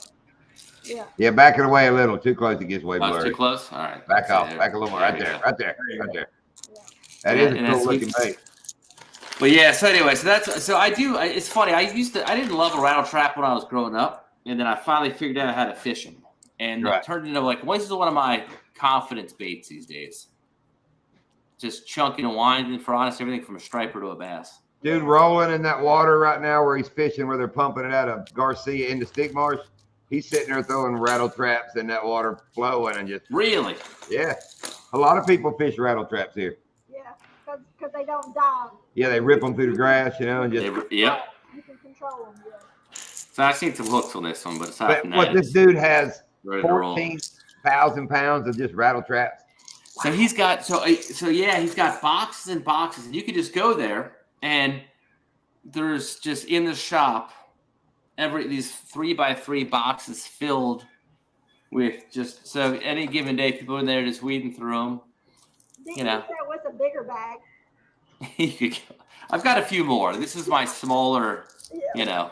Oh, I'm sure, Captain Muskie, you guys with them high dollar baits. I bet an Osprey are like, no. Mm-hmm. The Gator gets our Some of stuff, those man. colors they don't make anymore. Well, and some of these are colors they never made. So apparently, I didn't know this, but Bill Lewis. So it used to be called Red River Lures. There's a Red River that runs through that part of Louisiana. Yeah. And he changed it to rattle trap, and I didn't realize this, but when it first opened up a lot of those reservoirs, I think Toledo Bend, he would drive around in his car selling this bait, and his car rattled a lot. It was a rattle trap. And he actually named the lure company after his car. So that was how they came out with it. And but yeah, that was it. And I think I don't know if it was rattle trap was the first one or the spot, but basically what happened, the story was, because this thing that rattles now, but Cotton Cordell had the spot came out, and it was not rattling bait, but it was weighted. And they had a batch of them where the weights were too small. And it rattled. So they rattled. And those sold out immediately. And then guys went back to Cotton and said, "Hey, I want to buy those baits, but I want the rattling ones." He's like, "What do you mean?" And it turns out that it was it was a mistake that led to this. And then next thing you know, to find a silent one is hard. Most of them rattle. Can you imagine riding with a carload of those, though, down a bumpy road? I did. You did, yeah. I guess you do know. I did ride with them. But Shane, Go ahead, John. I'm sorry. I was just going to say, for your information, Uncle Buck lives pretty close to there. So, a man could talk Uncle Buck to going in there and buying a bag full of rattle traps and sending them to wherever. Now, what were you going to say, Shane? Well, Chris, when I was younger, I heard that the rattling beads in a rattle trap was the old Daisy BBs because they were the cheapest way they could get these beads in there. Is there any truth to that? Man, I don't know, but I'm looking at this thing now, and I've actually got a BB gun that Waylon and I use out back, and man, it could be. They call them BBs, right? So it would make sense. Stuff was just borrowed back then, so. Let's cut one open. Let's cut it open. I could see that. What's in a rattle trap? Let's cut it open. Yeah, well, you can see. You can see. Yeah, you can kind of see it in there. Yeah, so it's got like 3 big ones up front. That's like the buckshot, I guess, and then it's got the little ones in the back. And would they be lead? Because over time they would lose their roundness just clacking. I would think they wouldn't be lead. Man, that's a great question. I don't know. If you just take 2 lead weights and sit here and barely bump them, after 1,000 casts, it's going to be 2 rectangles. Clack. I feel like this is an episode in the making. We got to figure this thing out. That's right, man. That's what I'm thinking. We may have to start cutting some baits open. Dude, they got all these channels out there where they're putting stuff into grinders. Like the big sanding wheel, and the guy literally puts different stuff and just grinds it away. And people watch that for hours. Might as well start shoving rattle traps in a grinder. Yeah. Well, have you seen the one where the guy cuts dilapidated lawns? Look at Gary. Gary's being all professional, but that's true. It doesn't clack. It kind of thuds. It must be steel. Steel shot, maybe. Have we seen what? Oh, he's got a red one. The red's a good ghost color too. Actually, that's a pretty sweet one. He's getting ready to ask us, have we seen the guy that does what? Oh yeah, so there's a guy apparently on YouTube who goes around, just speaking of a way to be successful. He'll go to somebody's lawn that probably hadn't been cut in 8 months. Al Blades? Yeah, we were talking about him at the Al Blades from Fort Pierce. There's a couple of guys just, hey, can I cut your lawn? Yeah, he just broke 1 million subscribers. That's why you're thinking of it. Yeah, Al Blades. Yeah. But he ran a lawn care business over in Fort Pierce, and he makes enough now doing that he does 2 of those a week. We met him at Headwaters one time. He did a couple of videos. He's a great guy. Yeah. But I just saw a short. He's been on the channel before when we've done live a couple times, right? He comes and visits. But I just saw a short from a lawnmower company, a Toro company, and they were all excited that Al Blades was there, and they hooked him up with that new Toro he's using now, that stand behind. Ooh. Yeah. Oh yeah, he's all hooked up because he was John Deere, making his name to 1 million. He was kept trying to get John Deere to sponsor him. Kept on trying, and they wouldn't. Went up and saw the John Deere factory. Wow. And they just wouldn't do it. And he got close to 1 million, and Toro was, we'll do it. We'll do it. He's kind of near you. Okay. Yeah, he's somewhere between there. Yeah. No, he's I need a good lawn guy, so I'll let it go another 8 months, and I'll give him a call. Yeah, there you go. He's Yeah, hey, 30 minutes from us. John, Al fished in one of my tournaments. I think he fished the 5-back draw last year. Yeah. He's a funny guy. Like I said, we were at Garcia fishing, and I get a damn video text to me from Al Blades, which we were talking, but I look at it, and it's a video of my damn tree. He didn't have my phone number. Well, we talked on the internet, but it was a video of my truck. He goes, well, I'm standing by your truck. You must be on the lake. But it was funny. He saw our truck sitting there. Because of Garcia's. Oh, he won't do it now, Captain Muskie. That's a whole episode for retro bassing. And anybody that doesn't have retro bassing, kind of like what he's doing now, he'll pick a subject and fish. He'll fish with that bait, tell you more about that bait than you thought you should maybe know about that bait. Shared his link. So. Yeah, and does it very entertaining. A very entertaining fella. Yeah, I don't miss an episode, Chris. I love your channel. And now he fishes with nothing but retro rods, reels, clothes. He bought one of those, a Bass Tracker Classic, and rigged it with nothing but 70s electronics and all. I mean, he's in it to win it. No, there ain't no live scope. No. There ain't no live scope. You got the color selector though. I mean, I got do. have a I do color have, so I'm selector. cheating in my own way. I do have the color selectors. That's true. And he does have the little 4 different color buoys with the weights and strings mounted, so he can mark a waypoint real quick. Just to get every other angle of the lake to just blow up your spot. Get that orange buoy out And there. that would It's be perfect. too great, man. I can't wait till you get down here. I want to see you roll up out there like on Can I throw it Okeechobee rolling? Just on throw a the buoy. Saturday morning, like tournament day. All these $150,000 boats around you. I want you to roll up, throw out a marker buoy, back up, lower your anchor. Don't you have like the bow anchor thing? I do. Yes. Yeah. Drop your anchor and crack one right. Anchor beside mate. Yeah. That's It's a a honey of an story. anchor.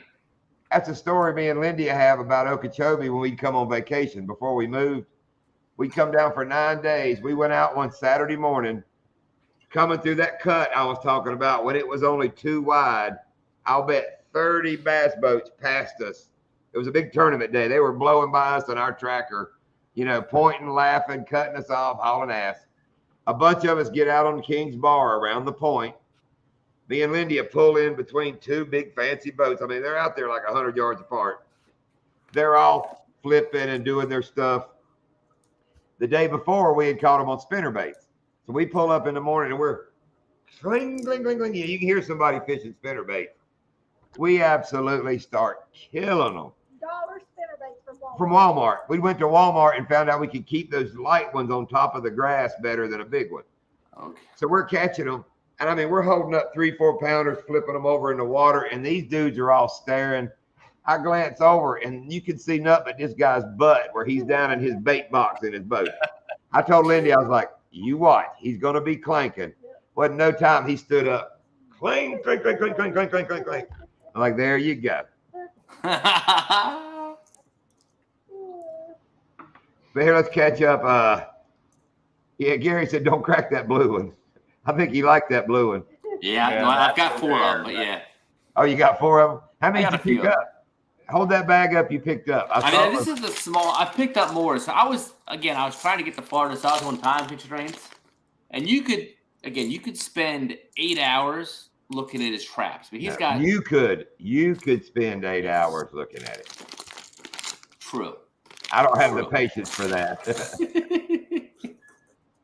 So when you were packing to move to Florida, just how much fishing stuff did you have?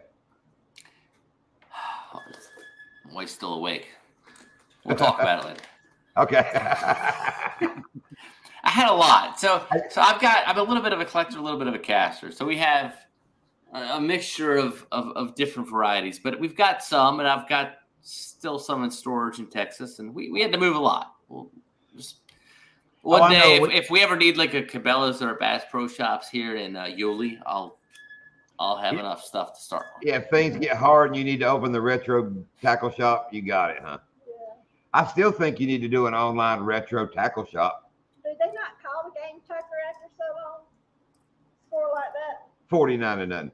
But I'm serious, Retro. You had talked about it before. An online retro store where, like some of them baits you saw, maybe somebody want to pay a little money to have one of their own. That might be in the works. Yeah, very good. It might be in the works. I just got to get on it. But yes, like so many projects, it's But yeah, that would be cool. Like right now, we're talking about this. I mean, I'm sure somebody in here would go buy them a couple damn. It's Shane up there, a couple damn rattle trap blanks. That blue rattle trap be in my pocket right now. I'm telling you right now. Well, I guess I may have to get a hold of Mr. Why did you sit here and brain fart on Bacon, Mr. Bacon, and see if I can't get me a bag of those set down here. Well, he said he wants to come down. So I talked to him. Does. He said, Yeah, I talked to him. He said he wants to do that. so he's and he'll bring you about 10 pounds of them. So I just say, hey, when you come on down, Bring me some rattle trap. And you know that I'm going to make a damn Footloose video when I go fishing with him. There's no way I can't fish with Kevin Bacon and not make it Footloose. I mean, I think you need to have like a counter on the video of how many times you call him by the wrong name. By Kevin Bacon. Oh, Like the Kevin Bacon counter. I've been calling him Kevin Bacon. What is it, 7 ways? My guess is it gets up to 10 before the episode's over. Minimum. Probably. Easily. That was like when Batty went, when we took Norm G fishing and Batty, crappie fishing, and Batty kept calling him Norm McDonald all day. That was hilarious. I mean, it just stuck in his head. Batty even looks at the camera one time and goes, I can't believe we're out here fishing with Norm McDonald. And I had to look at him and say, you know, it's not actually Norm McDonald, right? Welcome, Fish What's Head up, Fish Videos. Head? He's from up in northern Florida. But yeah, that's cool, Retro. You in Florida. Like I said, you're still 2.5 hours, but that's a lot closer than Texas. Welcome to Florida. And like you said, you got work-related stuff, Miami, all down here around me. So Yeah, I'll be heading south like maybe as early as next week. So we'll see. It's and like I said, we got guest rooms. If you pass through and want to crash and fish the next day, you're more than welcome here, man. nice. No, Bacon is a bait shop. It's actually a gentleman. It's not for bait. It's probably one of the, I would say it's the second or third oldest bait shop in the country. So one of the oldest ones was Tochterman's up in Baltimore, Maryland, which it's been 5 years since I was up there. They celebrated their 100th anniversary. But Bacon's is probably about 80 to 90 years old, third generation. All right, question from your retro videos. What bait shop was it that they had to get the T-shirt from for the Jaws movie? Wasn't it Jaws? Okay, Not so Jaws. it was. So this is a crazy story. So it was Deep Horizon was the movie. So I was That in was it. Puglia's bait shop and met Anthony Puglia, and he was talking about the story where they're outside New Orleans, and these people from Hollywood came in looking for shirts. They were saying, "Hey, we're filming this movie down there, and we'd like to buy some. We'd like to actually get some shirts for free." And he's like, "Look, they're $20." He thought they were kind of spinning a yarn. I'm like, "Well, no, this is a real movie we're doing. It's called Deepwater Horizon, and we want the actress, it's Kate Hudson, to wear the shirt." And he's like, all right. He ended up giving him some shirts. And sure enough, in the movie, she's wearing a Puglia shirt, sort of like a logo like this. And what they wanted to have the local look, like somebody. They that wanted lived the there. local look, and all of a sudden he starts getting calls from California Yeah, and people everywhere want else to buy the shirt. And so the part of the story basically, I asked him, I said, well, where's the picture? Because I figured if it's your tackle shop, Yeah. your shirt was featured in a movie, you'd have the picture of her up somewhere. Didn't have it. So I actually ordered them a picture. I haven't delivered it yet, but I ordered them a picture. And I'm going to frame it and bring it and make sure they hang it because I'm like, It was in your video, wasn't it? Didn't you have like a screenshot of? I did steal the screenshot from the internet. Right. So that's in there. But yeah, it's Kate Hudson wearing a Puglia shirt. That's really cool. Yeah, that is. Welcome, So Steve. How are you? Tell me, Stacey, hello. Steve is a great guy from, as you can see, from Wyoming. Fishes Oregon coast a lot. If I'm not mistaken, Steve. But he's coming down through Florida soon. He won a pig hunt, and then they're going to the Keys for a little while to stay with his friends. So I'm gonna get Steve at Donkey. We're gonna end up having Steve at Donkeyland sometime. That'd be a great video. And Freezer Bound from Pennsylvania, they've been here. He actually got to shoot a pig. He was here, how long were you here, dude? 2 hours, 3 hours? And got him a pig and loaded it up. Renee and the two boys. Yeah, Retro, like I said, you come down, you can stay with us. We'll go fishing one day and come in and you can boogie back up towards your house. We'll work it out. I'm in. That way So we you got don't to have fish in your boat or mine though, it's because your I feel boat. like we do that too. You do? See, I'm thinking that's camera boats for each other right there. That's a great point. And, Yeah. and both of them being trackers, I mean, that's pretty sweet. Yeah. Kind of like the older, and we probably have one of the, it might not be the prettiest, but it's one of the tricked outest tracker, with a Yamaha and hydraulic. Yes, sir. And then yours is kind of very retro-y tracker. So, I mean, that could turn out really cool. We put So both of them in one boat, Shane, and I'll be in one boat. We'll have a tournament, won't we? Okay, I'll get in the retro wagon. We'll put Libby in there. we should have There you we go. could have an old school only fishing contest, like where you gotta, pick your bait and. I'm down. I'll fly down for that for sure. So the real question is, how big was that fish that Okay. broke off on your boat? It was 4, 5, 6 pounds. Yeah. But while we're stopping here, Rob, he has the fiberglass tracker, like you did in your video where you look through the catalog. Oh wow! Okay. Yeah, he has it. I sent the link to Rob. That video, if you remember your video where you look at it in the catalog, dude, that is Fiberglass Rob's, tracker. That's hardcore. that is Rob's boat, same color, same everything that you showed in that. Is that like a 94 model, 95 model, something like I that? think it's older than that, isn't it? Okay. I'm guessing. I didn't know Tracker made a fiberglass until I saw Rob and his. I was like, check that out. Well, Rob's here, he can tell us. Where's Rob? He's right No, maybe Oh, I know he's 84. there. Uh, 88. there. 88. Ooh, that's a good year. That's the year we got married, was in 1988. I remember flipping through the Bassmaster or the Bass Pro Shop magazine, the big thick one, and seeing that fiberglass boat. Yeah, Retro, he does that on some of his videos. He'll go through the old catalog, and he went through, I think, a 1988, because I sent it to Rob. It's like, that's your boat. And he goes, that's my boat. Wow. Yeah. Yeah, I've got a few catalogs. Back in the day when you had to like go through the catalog and there was like 2 options to order. There wasn't Yeah. a lot of stores because there was just the one in Springfield, but you could either call that 800 number Yep. or you could fill out the sheet and fax it in as well. Which Yeah. You could mail it in. you could There was you a could also $1,000 mail it. in. Yeah, I'm pretty sure my pops mailed everything, like into the old Herders catalog. I'm Yeah. thinking it came with like Can you a page. imagine how Fill it slow? out. Like, think about how much work you used to have to do to order something. Now, in the hour and a half we've been here, my household's probably ordered $800 of stuff from Amazon. But back in the day, you had to fill it out, mail it in. Yeah. I mean, can you? Wait for a And think about it, the response. fish bite would have changed by the time you got your bait.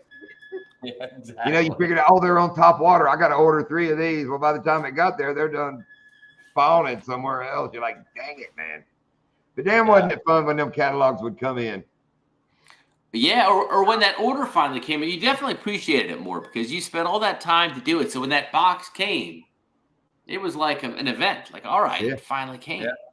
It's Yeah. still an event. Steve will send us some stuff from Bruiser. And I mean, we're giddy, Yeah. especially when we don't know what's in it. What's in it? That's what's cool. Is like the other day we ordered some baits. It came in and had like some short pants in there that had Bass Addiction. I'm like, man, that's cool. I like getting stuff I didn't order. I got some more leggings, the Bug and Son. Her Bug and Son leggings. Oh, Yeah. the store somewhere we went recently has Armin's. Yeah. They're the same thing that she wears on her legs, but it's for your arms. Yeah.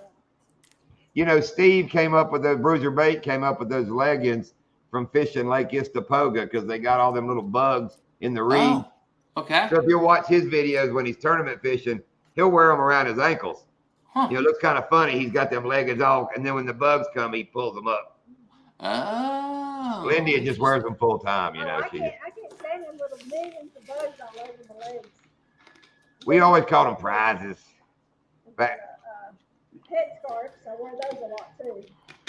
back in the 90s, I was on a touring paintball team, and we were sponsored, and we'd get big boxes, and the guy that was kind of like our leader would call and say, we got prizes. And I mean, we'd go over, and that was so much fun. See what we got. See what Gary's talking here. After 98 Nitro, Marine Incorporated became part of the Tracker Marine boat lineup. Oh, okay. Yeah, isn't Gary boat technician guy? Did you say, Shane? Yeah, I mean, he had a Nitro. He bought a Nitro in I think 93, 94, and he's kept up with it. He's been in the history of it for quite a while. So Now what rocks that center console, doesn't he? yeah, he does. He's got that low center console with the T-top on it Right, for both salt and freshwater. right. That's a good fishing rig. It's The only sweet. challenge is get under bridges and stuff. Oh yeah. This guy we fished with had one of those Ranger saltwater boats, you know, talking about the big flat decks on the front. Oh, yeah. Those are some nice looking rides too. So I learned, and matter of fact, I was talking to Gary about this. One of the guys that fished in his tournament, the Lunkers tournaments down in Florida, had one of those saltwater boats, Right. and it has no gunnels. And That's what I'm talking about. Ranger makes one. Yeah, you can kick your rod off the boat. Yeah. There's nothing to catch them. Yeah. There's no spot. So one of the guys went fishing with. He's like, I lost $600 in rods and reels, because there's nothing it's just straight on the top. Yeah. Yeah. And Shane, I guess me and Lindy we've decided we're getting ready to go with that power pole wave trolling motor when we can. Have you looked into that thing any? I have. I looked at it. They're nice, man. They're nice, but man, I just can't get off my Minn Kota spot lock. I love that thing. That's just. Dude, it's got all that too. It's got every spot lock, all that, even better. It's. Yeah, I hear you, but until mine breaks, I gotta stick with it. Yeah. But to replace ours, it's right at $3,000 now to replace the one we got. Yeah. So what's $2 more grand to have the one you want? It's only money. Yeah. Yeah, good point. It ain't like we're cutting rattle traps in half or nothing. So it's not like we're fishing with $400 antique one of a kind lures. I mean, Yeah, that's a good point. that's just big. Retro. That's just big pimping in the retro world. That's kind of like lighting your cigar with $100 bill. You just kind of being sassy there now. I'm not going to throw it on 4-pound test or nothing. I mean, that'd be. I'm going to go fish for Goliath grouper with it. I'm just take it down to Miami. Speaking of put a shrimp 4-pound on it. test, some of these catfish channels I watch, they just had a tournament not too long ago where they're catfishing with like 2-pound, 4-pound, and 6-pound, and you got points like on which pound test you caught these fish on. I mean, these guys were hooking these catfish and losing them at the net because they had them on like 4-pound test. I mean, it was really it was like a day tournament, but it was a really fun tournament to watch. I mean, all these guys that are just big pro catfish, big ass rods, heavy line, they're dragging these 80-pounders in. They were having to fight to get a 3-pounder to the bank. I mean, it was really cool. Great idea. I think my Uncle Randy would have called that stunt fishing back in the day. That's why I like Donkeyland Fish Head. You just get out and get it. We had this guy come down and brought his boat, and right off the bat, he dropped his phone in the water, and I believe he was in the water and got it before it hit the bottom. I've seen the gators at Donkeyland. I don't know if I'd do that. Dude, they're here lately. They're feisty, man. It's been hot water. They're just coming all up. They're not scared to come up here. That's what I don't get. They'll follow my bait within 3 foot. I go, blah, and scare them until they go wrong side out, go away. They'll go about 10 feet and chase the very next cast right back to the boat. They got babies right. And you're like, rah, and they'll just do it over and over. We have to literally crank up and move because they'll get after your bait. I mean, you just can't fish. You're trying to throw ahead of them and they're just swimming, And the big bass once that gator gets around your bait, there you ain't going to get a bite, Now, I have thrown past gators and hooked fish that I had to get back by the gator. That's because the fish didn't know the gator was there. Really? Several times at 3 points. Yeah. We've had them grab fish coming in, so Ooh, 3 points. we can't get in there. Man, Chris, I'm telling you, if I got a $50 bill for that right now, I'd give it. That wasn't Scotty. Sweet bait. Hey, John Long. Oh my God, don't get Shane doing it, man. He was in that damn auction the other day and he wasn't scared to win something. It's only money, John, just like you said. That's right. You can't take it home and aliens will come and get it if you keep it, Shane. See, maybe Shane's one of the, maybe that's where I'm missing out. We've all seen Men in Black. The guy working behind the counter turns out to be the alien, Shane going to do a live one day and unhook his head and be some kind of damn robot or something. Oh, I hope you enjoy that. No. You get bass under gators sometimes. That'll be cool. Well, Retro, it's already 10 o'clock, and we surely appreciate your Yes, your sir. retro lesson today. It's so good to see you. We are so glad you're in Florida and look forward to some great fishing. We're gonna have some fun. I cannot wait. We got to get these things. We got to get these things wet soon. Yes. And like I said, starting in November to February, we're wide open catching crappie as well. So definitely the kids and the family. I mean, that's a big fun trip there. Great videos. You could find some kind of retro jigs, I'm sure. We'll get I've got an RV I could park in your front yard for 2 or 3 hell, months. yes. Yes. We got everything you need to plug right in, man. Yes, definitely. And we We will go to Publix, but Publix, I got to tell you, the last thing I'll say is Publix is more expensive than the Texas grocery store HEB. Florida, Woo! Florida is more expensive Woo! than Texas. Holy mackerel! Dude, that's what we learned. Our big thing, Instead of the Dollar General, it's the $10 General. It's pretty before serious. we get off here, I'll tell the story. We were moving down here, putting stuff in the house, moving in. Lindy went up. Now we're from Foothilly, North Carolina. Sent Lindy up here to the little local diner to get a cheeseburger, a hamburger, and 2 drinks. She was like, what, $20? Something. It was outrageous. I was like, what? Yeah. Then we went to this, and they'll tell you, well, you don't pay state taxes. Yeah, but you're getting us everywhere else. Yeah, you still don't pay like $8.50 for a hamburger, Yeah, Wendy's $7 something for a burger, but I guess it's like that everywhere now. But we have a Winn-Dixie here too, but the quality of meat, I'm choosy about my meat, and I'd rather go to Publix before I'd go anywhere else. And I didn't know pub subs were a thing. That's like a big deal getting your sub from Publix. They call them pub they'll subs. do some stuff right. They'll steam your shrimp. They'll the pub sub. Yeah. This is the deal, but overall, it was solid. Whoa! You pay for Florida. You do pay for Florida. But when Yeah, you're doing your taxes, I don't know how you are, but like North Carolina, it is so weird to not fill out a state form. Well, And the that's other Texas thing got stuff, me so that was the same deal there. when we didn't have to get an inspection for the vehicle. That blew me away. Really? Okay. Yeah. We went and got our tags, and the lady asked me, did I want to get it for 2 years? I was like, yeah. And then I looked at it, I was like, well, what do we do for the inspection next year? And I'm not kidding you, that lady behind the counter went, huh? But the inspection sticker, when do you, No state What? inspection, yeah, there ain't none of that crap. no state- But for taxes, everything's on your birthday too. That's Yeah. what sucks in Florida. yeah. Like when you go get your tags for your vehicle, Oh, yeah. they'll go out on your birthday. Oh, yeah. Everything's due on your damn birthday. The transfer of tag price. How many vehicles do you have? Yeah, trailers and all that do you have. Really? Is that a whole thing? Yeah. When you transfer them to Florida, it gets a little, but the tags are cheaper every month. It's like, Right. it ain't Well, if this nothing. video is recorded, I might save that information for later. So Yeah. But yeah, when you transfer vehicles over, it's a little, it's $350, $400 a vehicle. what? Yeah. I think it was $250 per vehicle. Maybe $250. It's Yeah. more than you're like, wow, I kept asking. Right. But then every year it's like $20, Okay, so once you get that Yeah. first, 3 years, 2 to 3 years. Yeah, you can at a get- time. Yeah, you can buy your tag for like 3 years. okay, You give them like $50, you're good for the next 3 Now, you years. don't done get deal. discount for doing 3 years. You just still can get 3 years. It's still 66. Welcome to $14 an hour to flip burgers. But yeah, like I said, great pay. You pay for paradise, but it's worth every minute. Like I said, right now it's still a little warm. When your wife walks outside in like December, I know you're still north.